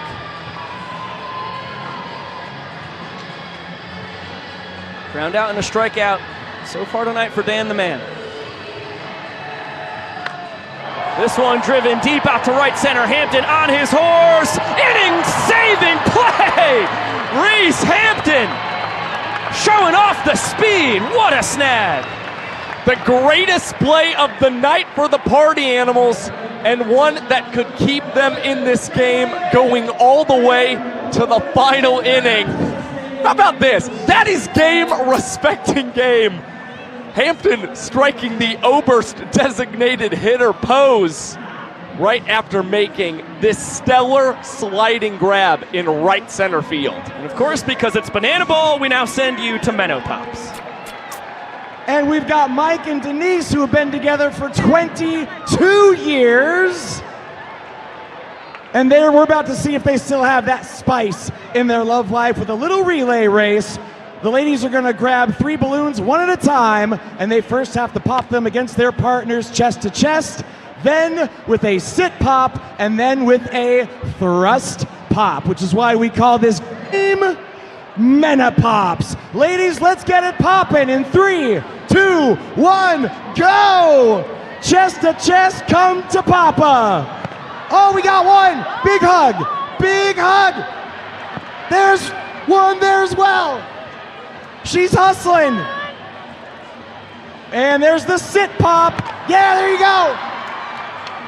You've done this before, haven't you? And now for the third and final pop. Don't just run it home, ram it home. We've got a winner. Denny and Janice of 17 years, congratulations. They got it poppin'. Thank you, Brosif Joe Brody, new Party Animals host, gets the distinct honor of calling Menopops. New host, legendary promo, and there's the legendary smile of Andy Archer, who takes over for Cowboy Kyle on the mound. Towing the slab for the 3rd time this year. Great results for Big Arch through 2 games this season. 4 2/3 innings pitched, a 4-minute and 11-second average minutes per inning mark, and a 3.85 earned run average. He's trying to reach his ambitious goal of a 3-to-1 strikeout to sprint ratio this season as Jake Skoll clears the monster! An opposite field home run for Jake Skoll to lead off the 7th inning, and the Party Animals starting to mount a comeback in tonight's ball game. That is impressive. Opposite field power from Skoll. His 2nd bomb of the tour. His leading 6th extra base hit. And Drake Toll's got him. Skoll right over Green Monster South. Is that the bomb that brings the Animals back? That's all we need. We got to keep the boys rolling, keep them hot, keep them positive. That's you. That's me, Josh Biko, party on. Thank you, Drake. Thank you, Jake. And here's Tanner Thomas, who now has a partner at the top of the Party Animals home run team leaderboard. The pair for the guys who have hit 3rd and 4th in the order for all 7 games so far this year. Well, that's what you never expect to see. Usually you predict the right-hander is going to hit one over the monster before a lefty goes oppo, but Jake Skoll with an ever-impressive resume, former 15th overall draft pick by the Texas Rangers. And the man who follows him in the batting order tonight, Tanner Thomas, whiffs through that heater from Archer. Nice rebound from Andy. Just sneaks the heat right past him and picks out the moves on the mound. Chase Acuff ahead 1-0. Boy, that Skull homer was Big Poppy, Rafi Devers-esque. That was a big boy blast. Getting to do it in the spring training home of one of his affiliated team's rival, and he was a Yankees minor leaguer. He spent his 6th and 7th years in the minors, in the Yanks farm system, first 5 with the Texas Rangers, who nabbed him back in the first round of that 2010 draft. Wow. Now 2-2 here on Chase Acuff. Liner right to Olsen. Couldn't have been positioned better. Stung, but right to the glove. And Olsen played him perfectly. Acuff, not normally one who's hitting to the opposite field, but Olsen in a prime position to go down to the knee and make a nice grab. Nice two-way for Andy Archer to rebound and collect outs after the leadoff bomb from Skull. This one fouled behind the plate. Chance for the fans. They do not catch it. Well, here's my pick for the guy I thought had a great shot of being the first fella to slay the Green Monster here in Fenway South. Bryson Bloomer with the 1-2 count. That one just misses the outside corner.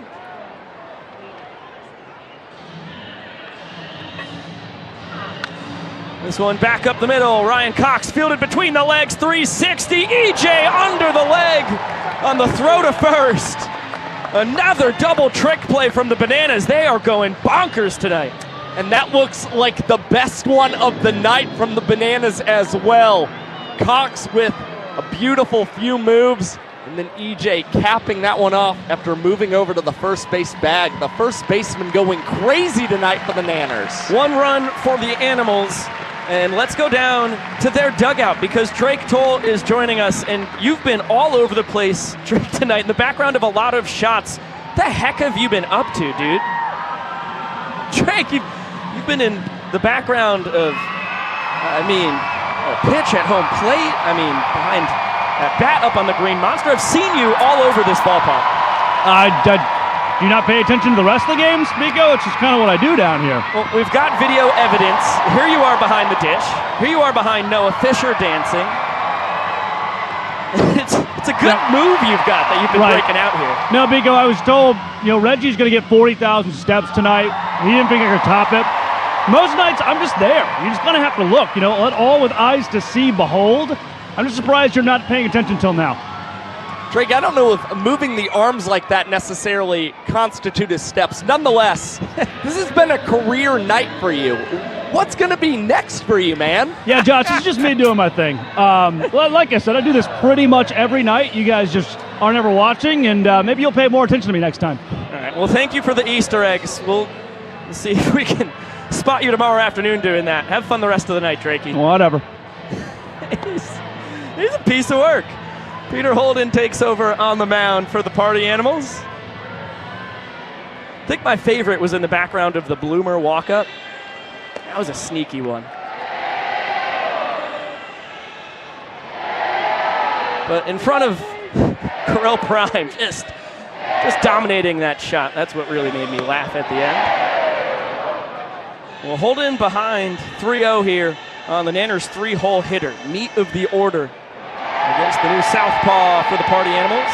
Drops down and cannot find the zone once again. Uncharacteristic wildness here for Peter Holden, who control was really his key to success last year across his 5 appearances for the Party Animals. And control was his downfall in his 2025 tour debut. He allowed 2 ball-4 sprints and a wild pitch that allowed DR Meadows to steal first base. Wound up being walked off on in the inning, but on the bright side, both of the ground outs that he was able to induce were trick play outs. Here's Robert Anthony Cruz. Malachi Mitchell, the inning tying run, takes over at first for EJ.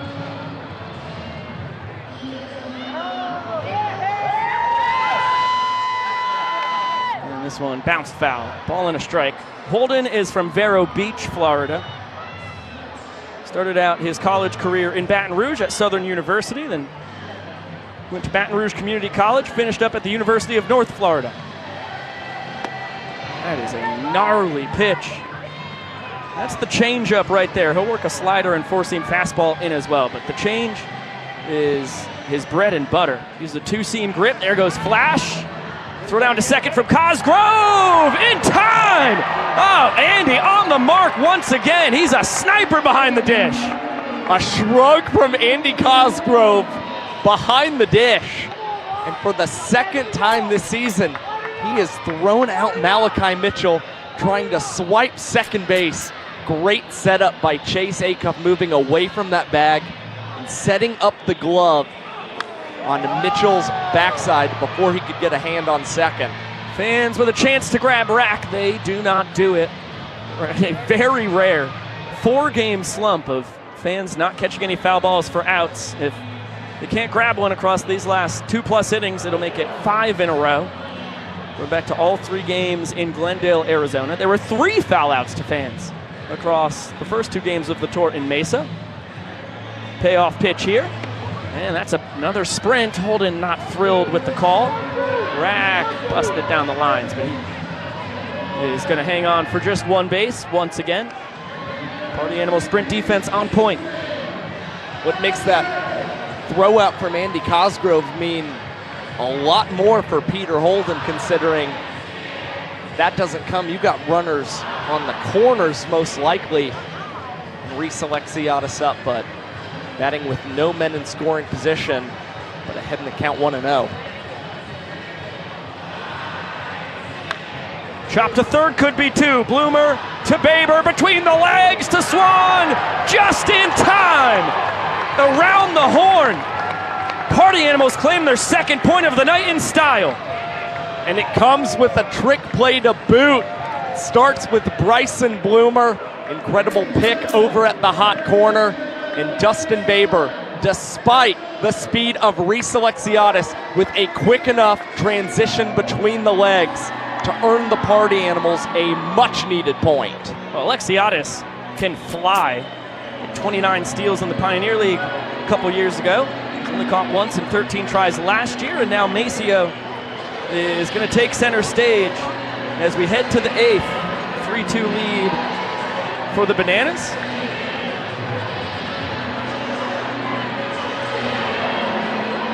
And the Bananas dancing first base coach clips the railing coming in. A little fist bump from our security guards. And it's MJ time.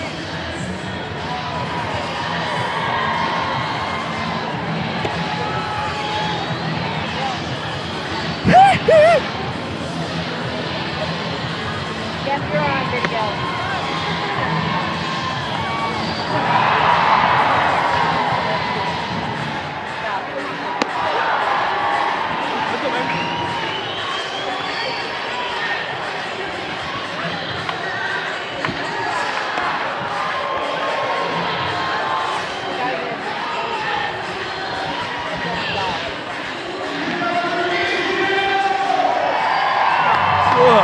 What a job by Maceo. I don't know what Split was doing up here, but that was good timing. That was an unplanned visit to the booth from the strongest banana in the universe.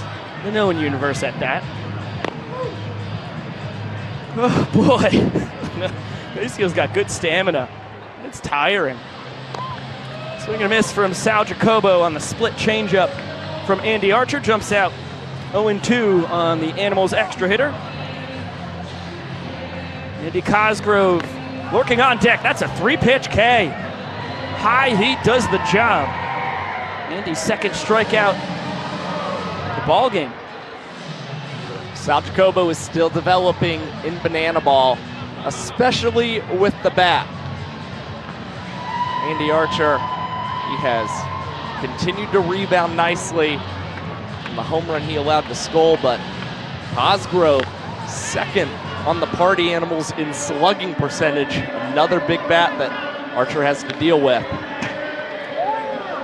All in front of the changeup. Andy, very notably, only guy in Banana Land last year who did not have a curveball or a slider, did not spin the ball. That has changed. He's picked up a curve here in year number 2 in Banana Land.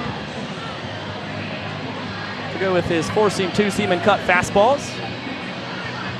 And the split change, his patented out pitch, you saw right there. Cosgrove, former Twins minor leaguer, has worked the count full. And that is on the outside corner. Good frame by Bill Leroy. Back-to-back Ks for Andy, who is dancing it out on the mound. Cosgrove took a long time looking at home plate, and now Vincent Chapman looking at the frame from Bill Leroy, who held it for a good 10-plus seconds.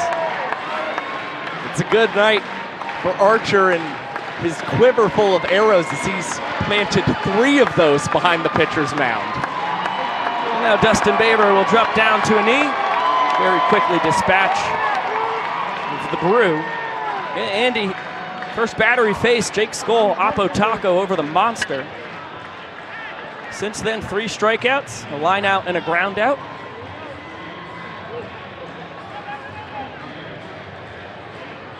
Dustin Baber slaps this the other way. Alexiadis has it lined up. Tornado catch! Wrapped up in the cape. No, it ended up bobbling out. He's saying he had it and he lost the ball on the exchange. Umpires disagree. We'll get another look here.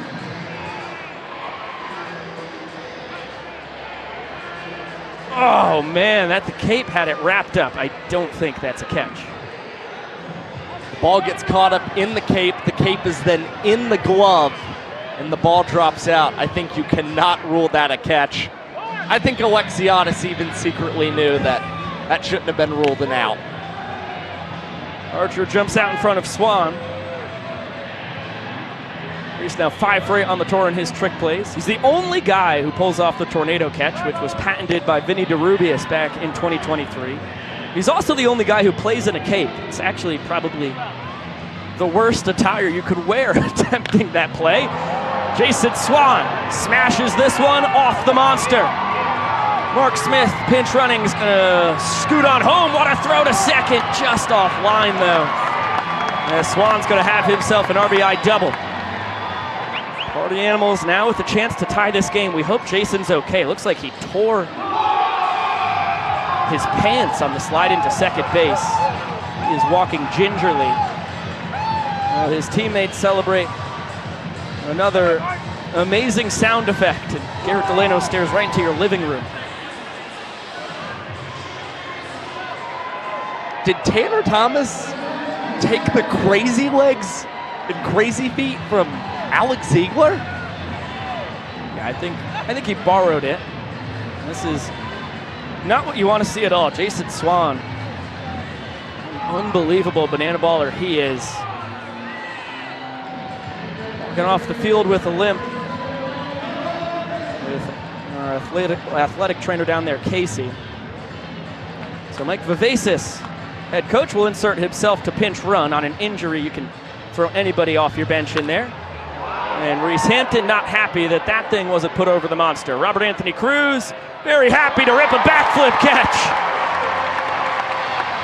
Impressive stuff from Rack, who helps Hampton out and does the rest of the work, firing the ball over the monster. Another Rack whip this season from the Bananas left fielder, coming with 2 outs at a pivotal moment. But the big question is, can the Bananas respond after Alexiadis' trick play missed? Might possibly lead to the Party Animals evening up tonight's ball game. As it stands, the Bananas lead 3 points to 2. The Party Animals plated 1 run in the 8th on that clutch 2-out RBI double from Swan, who we now await news on with bated breath. Hopefully that injury is not too bad. It did not look great. His durability has been unbelievable. Rick Toll just keeps on going. This guy's built different. It's been really impressive, as I was saying, how durable Swan has been across 2+ years in Banana Land. Made his debut actually as a Savannah Banana on the 22 Summer Series. Followed up 5 years as an everyday starter at Georgia Southern, just an hour down the road from Grayson Stadium. Very important part of that Party Animals offense. Provides stout defense at first as well. Outside of the Swan injury, it's been a legendary ball game so far here tonight. I'm sure Princess Potassia, you can agree, it's been special. I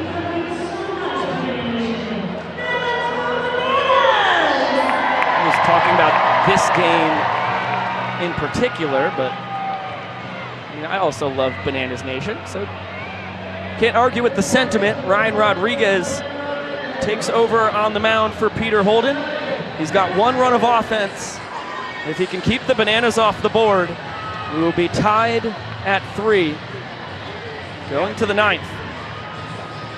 3 Ks in 2 2/3 innings pitched for Sexy Mexi so far.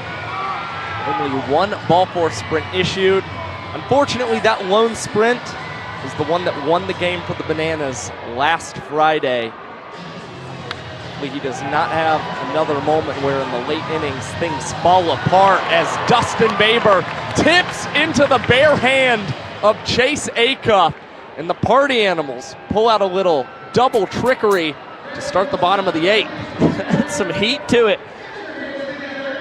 From Baber to Acuff, nice reaction time on the bare hand. And now Bill Leroy will get his first trip to the dish tonight. Yeah, here we go. Taking over the catching duties for Eric Jones Jr., who has moved to first, as K-Jack has moved back over to third. Danny Hosley has been taken out of the lineup. And Bill high to left, not close to deep enough to tie this inning though. Tanner Thomas waiting for it to come down, and that was a towering drive. Tough one to nab a trick play on. And in a very important inning, he's going to take the safe out. Now coming to hit, the world's tallest hitter, Dakota Stilts Albritton. Tyler Gillum making the announcement to the full capacity crowd here in Fort Myers. It's Stilts' time to shine. 1 for 1 on the year. He blistered a ball down the right field line.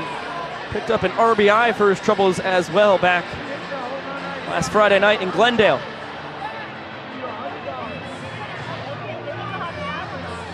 That is gas from Rodriguez. Stilts peppers it nearly off of our director of entertainment, Zach Frangelo, by the Bananas dugout.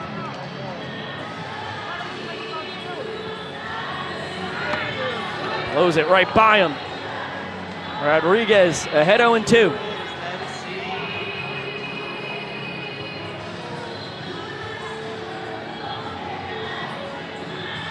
Swing and a miss. 3-pitch K. Rodriguez, 3 up, 3 down, earns the point, and we're tied at 3 going to our final inning. Starting with Dalton Ponce, now Peter Holden and Ryan Rodriguez. The Party Animals have scratched and clawed their way back into tonight's game. And in the final inning, this is where things get incredibly interesting. You see the rules here.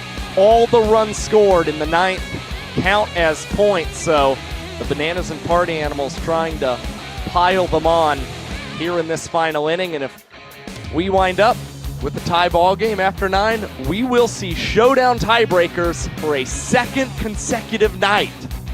We went 4 rounds last night here in JetBlue Park, with the Bananas emerging 7-6 victors. Robert Anthony Cruz with the walk-off to win it.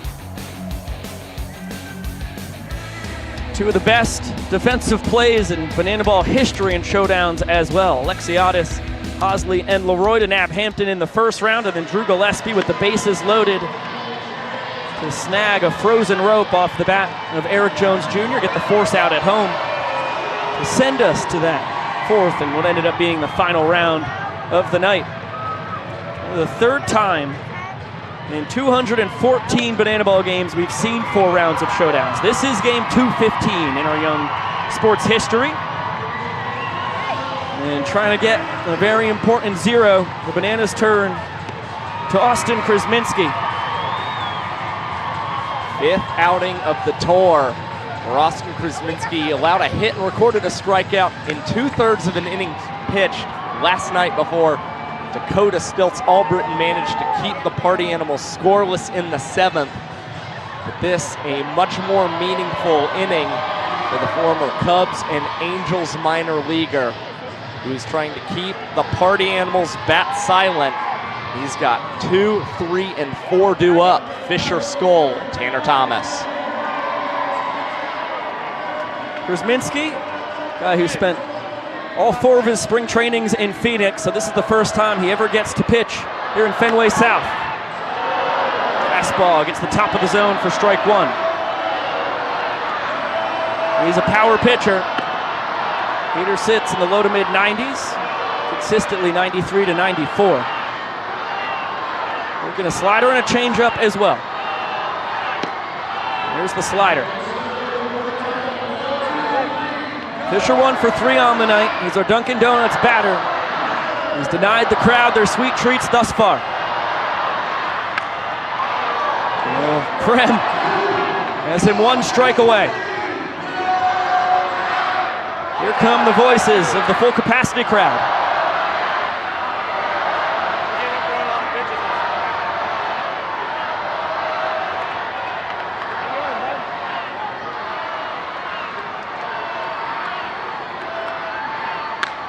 One will be bounced to third. Kyle Jackson will handle Fisher for out number 1.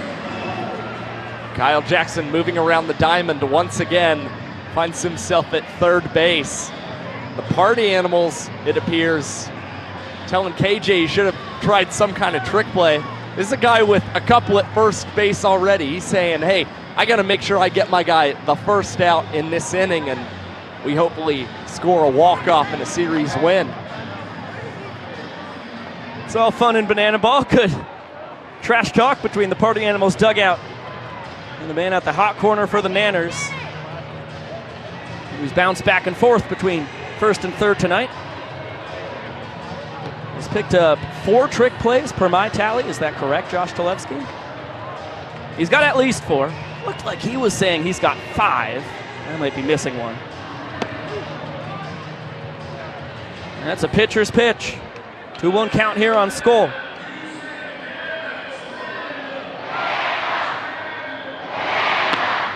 Guys who went to high schools across the street from each other. Both went on to have pretty impressive minor league baseball careers. Skull got Krasminski back on the opening night of this tour. 2-run homer in the 9th. Payoff pitch coming here.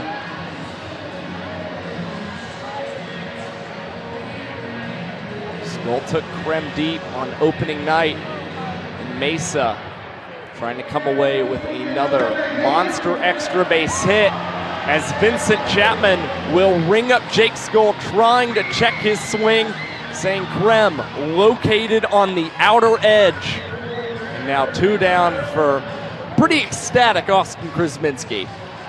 Understandably so. Looks like he went with a 3-2 changeup. Just scraped the outside corner.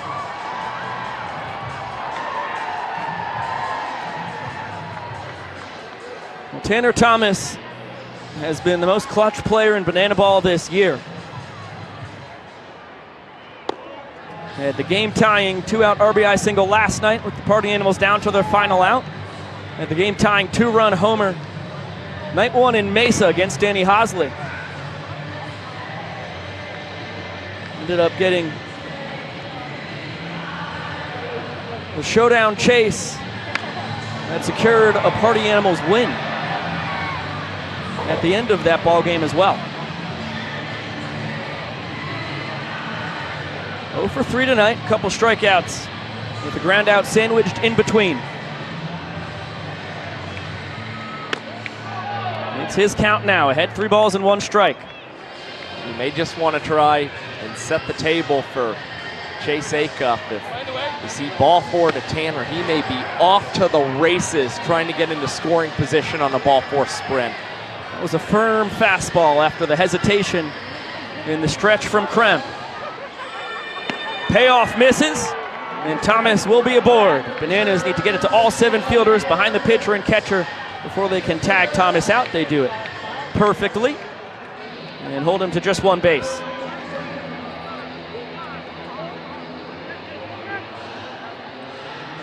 Well, here's Acuff. Got a booming double in the 5th inning. Scored the run that led to the first Party Animals point. Kick-started their 3-point comeback. They lost the first 3 innings of the night. Now we're tied in the 9th. Chase is trying to put him ahead for the first time. Acuff batted just .231 against Austin Krasminski a year ago. Slightly surprising they didn't try and go to a golden batter in this 2-out opportunity. It's not a knock on Acuff, it's more so just a couple other guys in this Party Animals lineup with a much more success against Krem.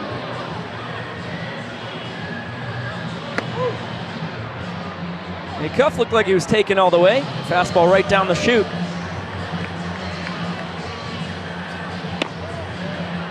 And that one just misses a hair down, to Bill Leroy's dismay. Big 3-1 pitch.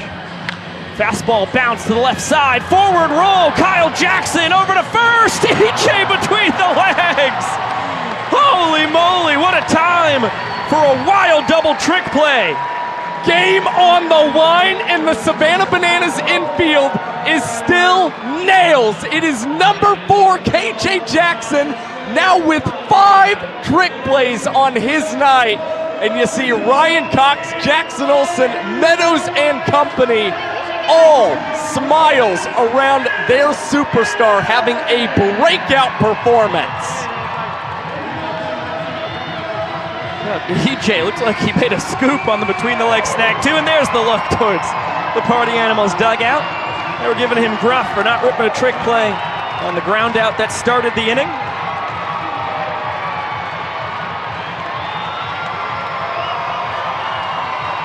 And he says, take that for data. Trick play number 5. He's 1 away from tying the banana ball record. Led by Cox, Baber, Acuff, Olsen, and Meadows. 5-way tie currently. KJ is not going to join him tonight, but he's knocking on the door, and I'd say he'll be contending with the record a few more times this year. And Ryan Rodriguez, heck of a job in the bottom of the 8th inning, had 1 run to work with. Sit down Olsen, Hosley, and Kyle Jackson, 1, 2, 3 with the K to finish it off. And the Party Animals, their 3rd point now. He's got Ty Jackson, Ryan Cox, and then at the top of the order, DR Meadows. This is a situation that he ran himself into trouble with a weekend ago after getting 2 quick outs in the 9th. He was giving up an opposite field single to Robert Anthony Cruz, then a steal of 2nd in a ball 4 sprint that allowed the Bananas to propel to a walk-off win against the Animals. And Ty Jackson hasn't seen a strike tonight. So far 6 balls, earned a sprint in his pinch hit opportunity for Ziegler in the 6th. Ended up being stranded on 3rd base as the potential winning run. That one broken bat. Chase Acuff sliding. Will take it out of the air for the first out. Ladies and gentlemen, the Savannah Bananas are invoking the Golden Batter Rule. Hitting in the place of Ryan Cox is the Savannah Bananas Golden Batter. Ladies and gentlemen, please welcome to the plate, Rack Robert Anthony Cruz.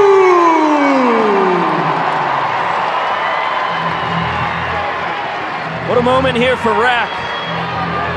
Had the home run to walk off the 1st inning tonight. He's been the best bat for the Bananas so far here in 2025. And he's hoping that lightning can potentially strike twice tonight, either with another home run or at least another knock against Ryan Rodriguez like he had last weekend. A couple California kids doing battle in Fort Myers, Florida, with the game on the line.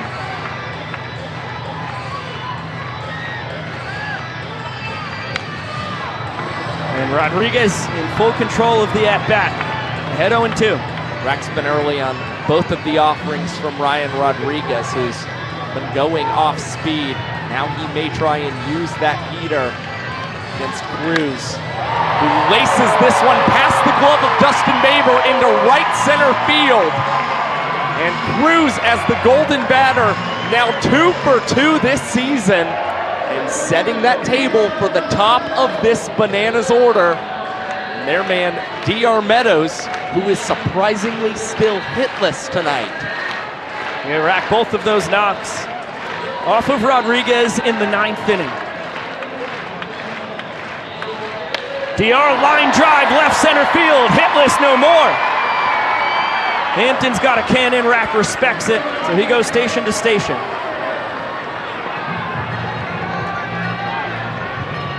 The Doctor now 1 for 3, extends his team lead in hits up to 11 now on the year. And the game-winning run on second base for Dan Oberst, the DH.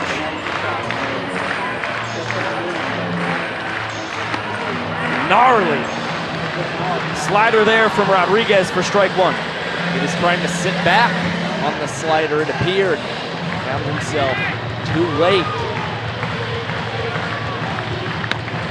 Goes back to the well. That one well outside.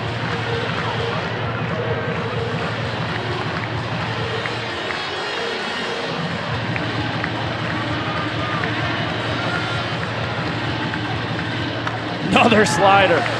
Wade Castle special, 3 straight. Dan just missed that one. I'll tell you why Rodriguez is not going heater to Oberst right now. Opening night, it was Dan, a 3-run shot on a belt-high fastball. The 1-2. There's the gas, challenges him and is rewarded. Bryson Bloomer now at first base in foul territory as a very important second out.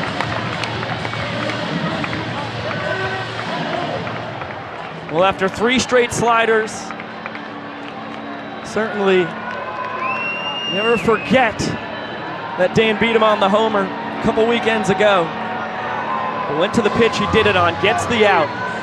Now Eric Jones Jr. stands in the way of the Party Animals sending this game to showdowns.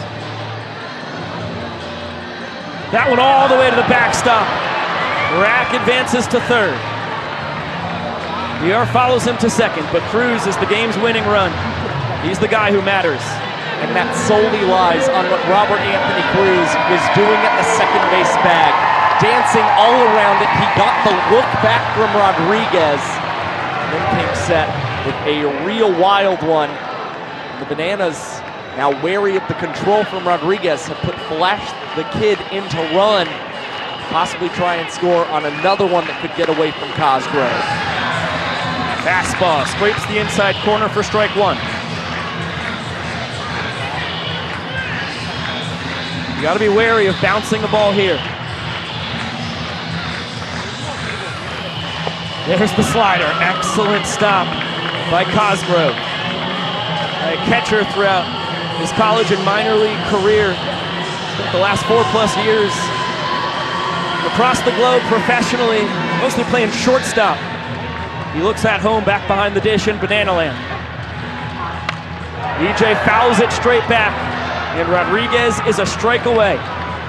Deuce is wild here in the bottom of the 9th.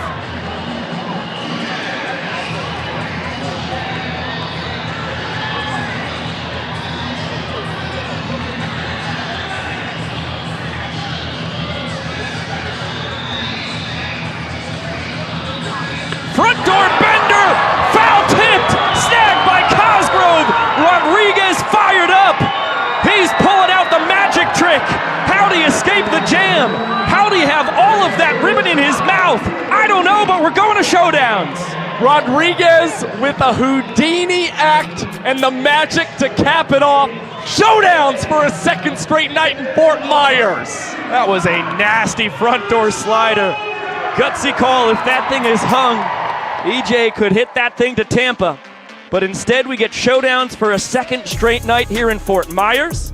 And this is how it works. Once again, pitcher versus hitter in the first round. There could be an infielder. He has to be on the grass. Can't be on the dirt. Has to be on the infield grass. If neither team can separate themselves from the other after one round, the fielder is removed. And if the same is said after two, the fielder's back out there. The bases are loaded. And we'll keep doing that until one team can defeat another in a round.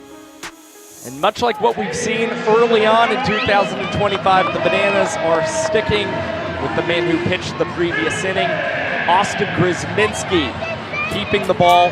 Reese Alexiadis, the fielder we saw last night for the Bananas in round one, is behind Krem currently. And Reese Hampton, the consistent Party Animals leadoff man, always the guy leading off in the first round of showdowns. What a comeback from the Party Animals, down 3-zip. They knotted it up at 3. Now have a chance to steal this thing from the Bananas and even up the 3-game set here in JetBlue Park.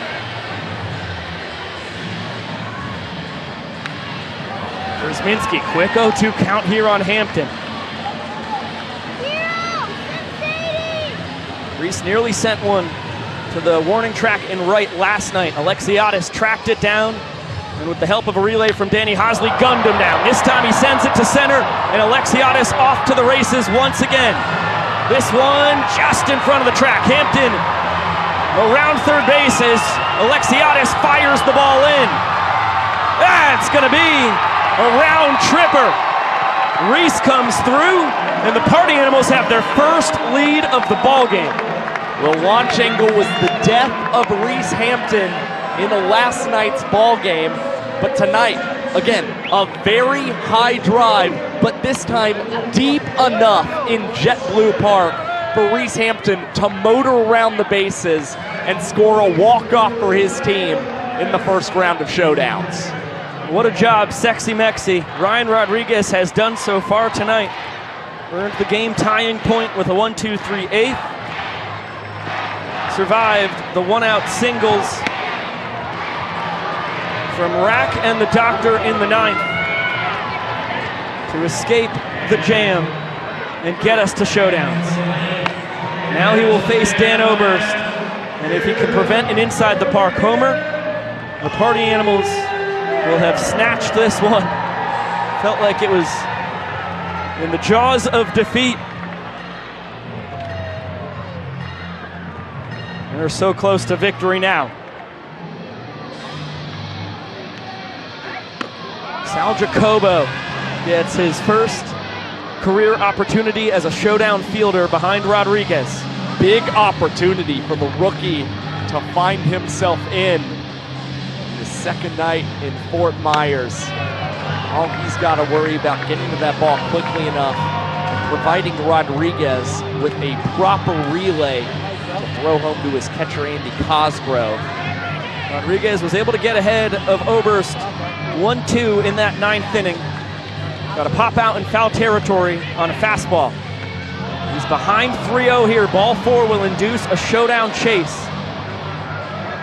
Rodriguez will have to get a clean exchange from Andy Cosgrove before the line about 10 feet up the first baseline and then run down Oberst. He can throw the ball home once he gets to third. That ball is destroyed. It's going to end up just on the edge of the monster. Oberst around second. Jacobo's to the ball. He fires it home to Rodriguez. Dan coming home. Mexi's thrown to the backstop. Just needed a strike to Cosgrove to win the game. Instead, we're going to round 2. Costly mistake from Ryan Rodriguez, reminiscent of another play we saw in showdowns last September in Savannah, Georgia, that lost the Party Animals the ball game. Fortunately, is not going to be the same result. It just forces another round of showdowns. But Rodriguez, you just see him taking it so hard around that pitcher's mound, air-mailing that throw home to Cosgrove. It appeared that the left field dimensions and this green monster in JetBlue Park was actually going to play in favor of the party animals. Instead, that is not the case. Well, Rodriguez gutted, understandably so. That's a guy, I don't know if anybody's noticed, but he wears his heart on his sleeve. He's as emotional as they come out there. Such a thrill to watch. And he is just as much of the reason that the party animals have even gotten to showdowns as anybody on that team here. Heartbreaking not to be able to secure the W. But we head to round 2. Here's Jake Skoll, who has been so good in this spot here in his 5th Banana Ball World Tour.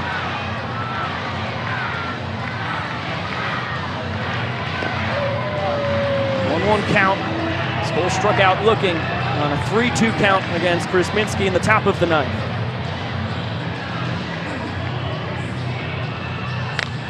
This one lifted out to center. Krem on his horse, Skoll already around first. It was not deep. Krem may have a chance here. Skoll can run like the wind though, around third as Chris Minsky hurls it home. The throw, oh man! You couldn't have had a better chuck from Krem, but the speed from Skoll just enough to beat the wrap. What a heave. It becomes a nail biter. At the very end, you see Chris Minsky hands on his hips. An impressive throw. And Bill Leroy almost able to get a tag on Jake Skoll before touching home plate. You get one more look. That one just a hair late. The fans are challenging it. They get to take their challenge into showdowns. I mean, we just saw the replay. There was plenty of air between Skoll and the tag attempt. But we'll get another look, just in case. Can't take the challenge home. Yeah, call stance. Good job, Vince. Tricky one there, buddy. Can't blame the fans. Nope, once again. Can't do anything with that once you get back to the house. No skin off your neck, man. All right, DR Meadows needs to get an inside the park home run, or else the party animals win. They turn to Chase Acuff on the mound after Rodriguez pitches 2 scoreless innings. Can't make that game-winning throw to Cosgrove in the first round of showdowns. They turn to the Submariner, who's had a lot of success in his very young showdown pitching career. And the thing is, he's usually the showdown defender behind the pitcher, so what they can also find solace in is that he's probably going to offer a great relay throw home if need be. Fastball just misses the corner. Here's the 3-0. Here comes the chase. Handoff to Chase. And he is right on DR's heels. Both of these guys can run. Meadows getting some separation. Chase can hurl it from third. Throw on the run. Not in time. Cosgrove apoplectic. Party animals have a challenge. It was bang bang. DR's speed just enough for now to send this to round 3, but we're going to get a few more looks. Cosgrove can't believe the call from Vincent Chapman. This is for the game right here. What a scoop and swipe tag. Oh, Meadows is safe. That call stands. Yep. Unbelievable. Understandable why Andy's so upset. Ladies and gentlemen, he made a killer after play. further review, the ruling on the field stands. No fault to him. No fault to Acuff. Beautiful throw on the run. This is Banana Ball at its best right here. That's why you see DR Meadows continue to bat in showdowns. Not only do you have to be good at making contact, but you've got to possess a lot of speed. And DR Meadows knew he had a massive advantage with the showdown chase. And it pays off. We've got a 3rd round of showdowns and a new man on the mound for the Savannah Bananas. They turn to the left-hander, Zach Phillips, who will face off against Noah Fisher. We will see if, in some capacity, the dimensions in this park and that green monster in left field somehow aids the Savannah Bananas. Baber off third, Smith off second, Bloomer off first, Fisher swings and misses.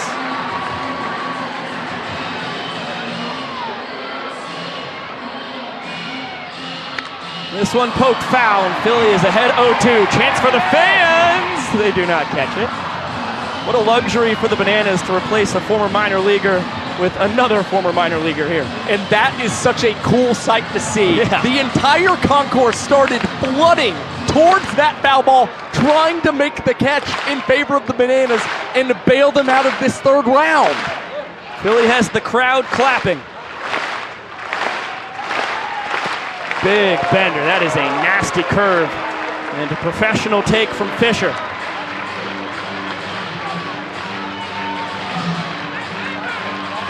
Philly still ahead. Goes to the fastball. This one lifted out to right center. Baber scores. Smith is going to score behind him. Bloomer's getting to third as Alexiadis gets to the ball. Nice one hopper to Leroy. Tag in time.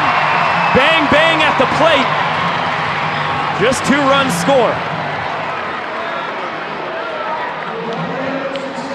Great play in center field from Maurice Alexiadis, one that could possibly win the Bananas this ball game. He knew that they did not want to have 3 guys or 3 party animals cross the plate, so Alexiadis skips hitting his cutoff in Zach Phillips and fires that one-hopper home to Bill Leroy as the tag is applied, and Rodriguez is back in this ball game, hoping that this 2-point edge can hold up for the boys in black and pink. The chess game between the coaching staffs here, fascinating.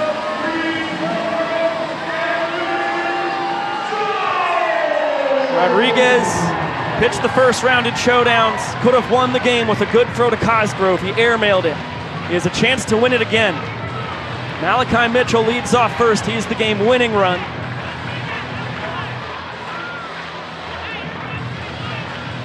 Looks like Kyle Jackson on second. EJ bounces this to the left side. Dalton Malden scores. K-Jack right behind him. Malachi hurtling towards home. It is deja vu. Bananas walk it off in showdowns for a second straight night. 8-7 victors as they take Fort Myers. Once again, the Savannah Bananas are prevailing in showdowns to the delight of the fans here in Fort Myers. After Cruz was the hero last night, Eric Jones Jr. gets his revenge against Ryan Rodriguez and gets the Bananas a second straight Series W. They're now 5-2 on the tour, and we'll go for the sweep tomorrow afternoon, 1 p.m. first pitch, 12:30 p.m. We'll have extended pregame coverage. Another look, just no chance to get flash. Nobody faster in Banana Land, and now his boys get to boogie.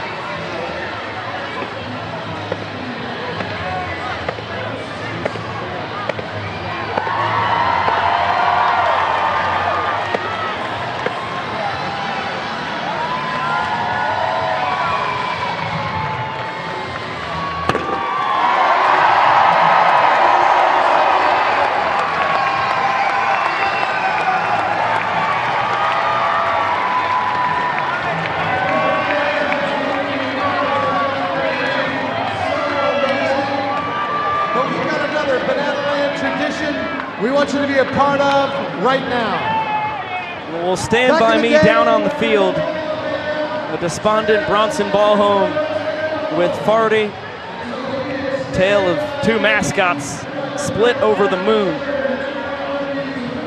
Once again, it's the Bananas walking it off in showdowns. And once again, 2 runs is just not enough for the party animals when the bases are loaded. It is a cleared bases for the Nanners. Rack last night in round 4, EJ tonight in round 3. That's just about as gut-wrenching a loss as you can have for the boys in black and pink. It's always going to be a coin toss in showdowns. But the Bananas continue to make all the right managerial decisions. You've got a veteran in Reese Alexiadis who is such a good showdown defender. And then wisely putting Flash the Kid, their designated runner, at first base to use his speed to come around on the grounder from EJ. Let's take a look at the numbers behind this 8-7 victory for the Bananas. Kyle Jackson is the showman of the night. What a job. Blasted a double down the right field line his first time up, but really did the damage with the glove. 4 trick plays at first, and then added the remarkable trick play to end the top of the 9th, forward rolling at the hot corner, which was the icing on the cake for his showman performance. And look, you don't want to forget about his first at bat tonight. He had that double in the 3rd inning, but things really started to heat up when he entered the game defensively. You saw him receive a perfect throw from Hosley, then double up with Jackson Olsen. And this play right here, KJ at 3rd across the diamond to Eric Jones Jr. in the 9th inning, game on the line, 2 outs. That's not just the trick play of the game, that is the trick play of the series in my mind. Gutsy from KJ, gutsy from EJ, and then in showdowns, it's Jones Jr. who is on the other end of that trick play, who's the hero for the Savannah Bananas. Unbelievable.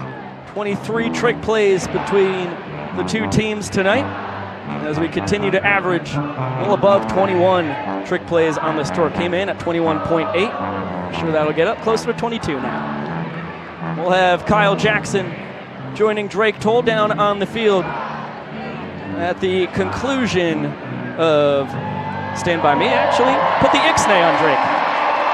Guy doesn't get to talk to KJ. I think we might get to speak to him ourselves. Let's go straight to the source. Myers, did you guys have fun tonight? Thank you so much for your energy and showing up and being so loud and so supportive. We love you guys so very much. We're gonna break it down as one big banana ball family before you go home. So I need you all to get those hands up high. Hold your hands up high all the way around the stadium. We're gonna break it down on fans first, on 3. But I need to know, are you ready? I don't know, boys, what do you think? I don't think they're ready. Are you ready?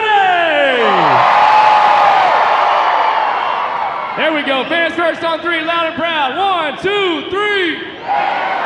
We love you guys, drive safe. See you soon, Fort Myers. Mwah. Thank you very much, Bill Leroy. We'll see you very soon, buddy. 12:30 p.m. Eastern pregame tomorrow. And then once again, 1 p.m. first pitch as you get another look at the line here tonight. Party Animals had a chance to win it. They were 1 throw away from the victory in the first round of showdowns. That mistake is enough for the Bananas to capitalize on. They take it in 3 rounds. What the Party Animals need to do is remember to consider the positives in this ball game, though, and that was the fact that the offense rallied very late in this game. We saw points in the 5th inning, the 7th inning, and the 8th inning to send this to showdowns.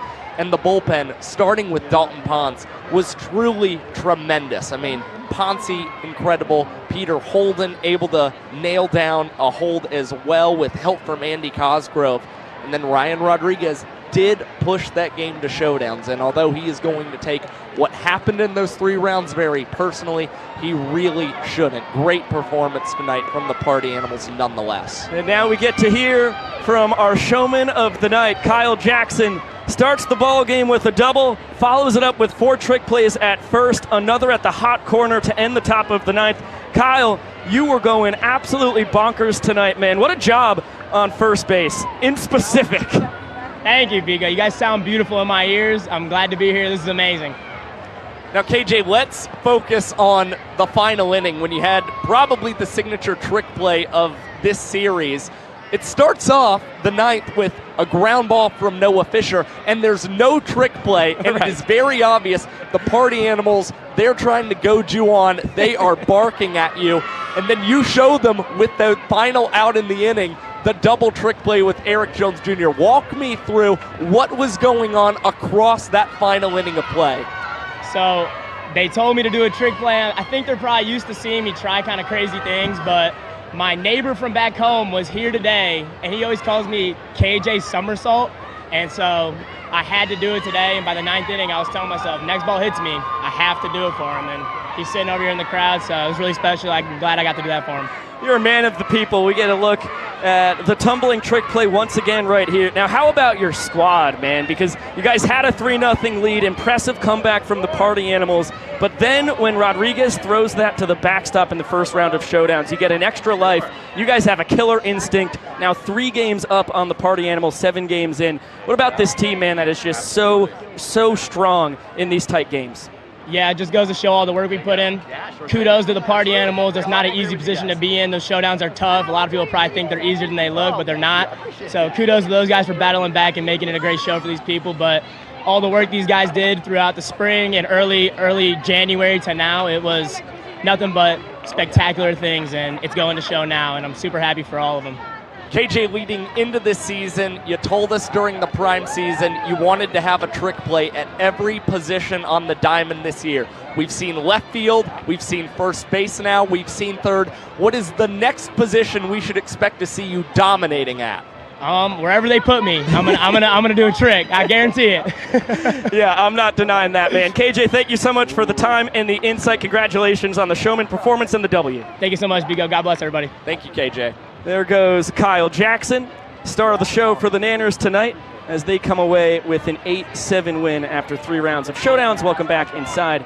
Josh Talevsky, Biko Scala, thank you for spending your Saturday night with us here in virtual Banana Land. Very impressive win for the Nanners. They go for the sweep tomorrow afternoon. Yeah, unbelievable performances once again in showdowns, and it's not easy for Zach Phillips, if we focus on him for a second, to really come in cold without many warm-up pitches and be able to produce a shutdown in the 3rd round of showdowns. And that winds up being a very pivotal moment. Again, Eric Jones Jr. is able to come through. We know his experience batting in that 3rd round. And now the Savannah Bananas are going to look to extend a 4-game win streak into tomorrow's finale in Fort Myers. Well, they have already taken 2 of the 6 games we will have here in the Sunshine State. Still Miami in a couple weeks, and then our first ever football stadium in Tampa as well. So if they sweep Fort Myers tomorrow, they also make sure that they cannot lose the Florida series against the Party Animals, and now they're within 1 game of the Party Animals' lifetime 9-10 versus their arch rivals here in Florida. A big thank you to our entire crew. Marathon games on the first 2 nights here in Fort Myers. We have had a combined 7 rounds of showdowns. Are you not entertained? I certainly am. They have been doing an excellent job on these overtime games here. Thanks to our executive producer, Yvonne Trezak, and our entire camera crew and engineers on hand here in Fort Myers, as well as Chad Reese, our director, and the excellent folks that we have in the control room back up there in Savannah. Thanks to Drake Toll for all of his adventures and insight tonight. And thank you very much, Josh Talevsky, for the color commentary and statistical savantry. I am Biko Scala saying so long for now. Bonus pregame coverage tomorrow afternoon, kicking off 12:30 p.m. Eastern, first pitch at 1. Can't wait to see you right here on the Savannah Bananas YouTube channel. And until then, we will see you later.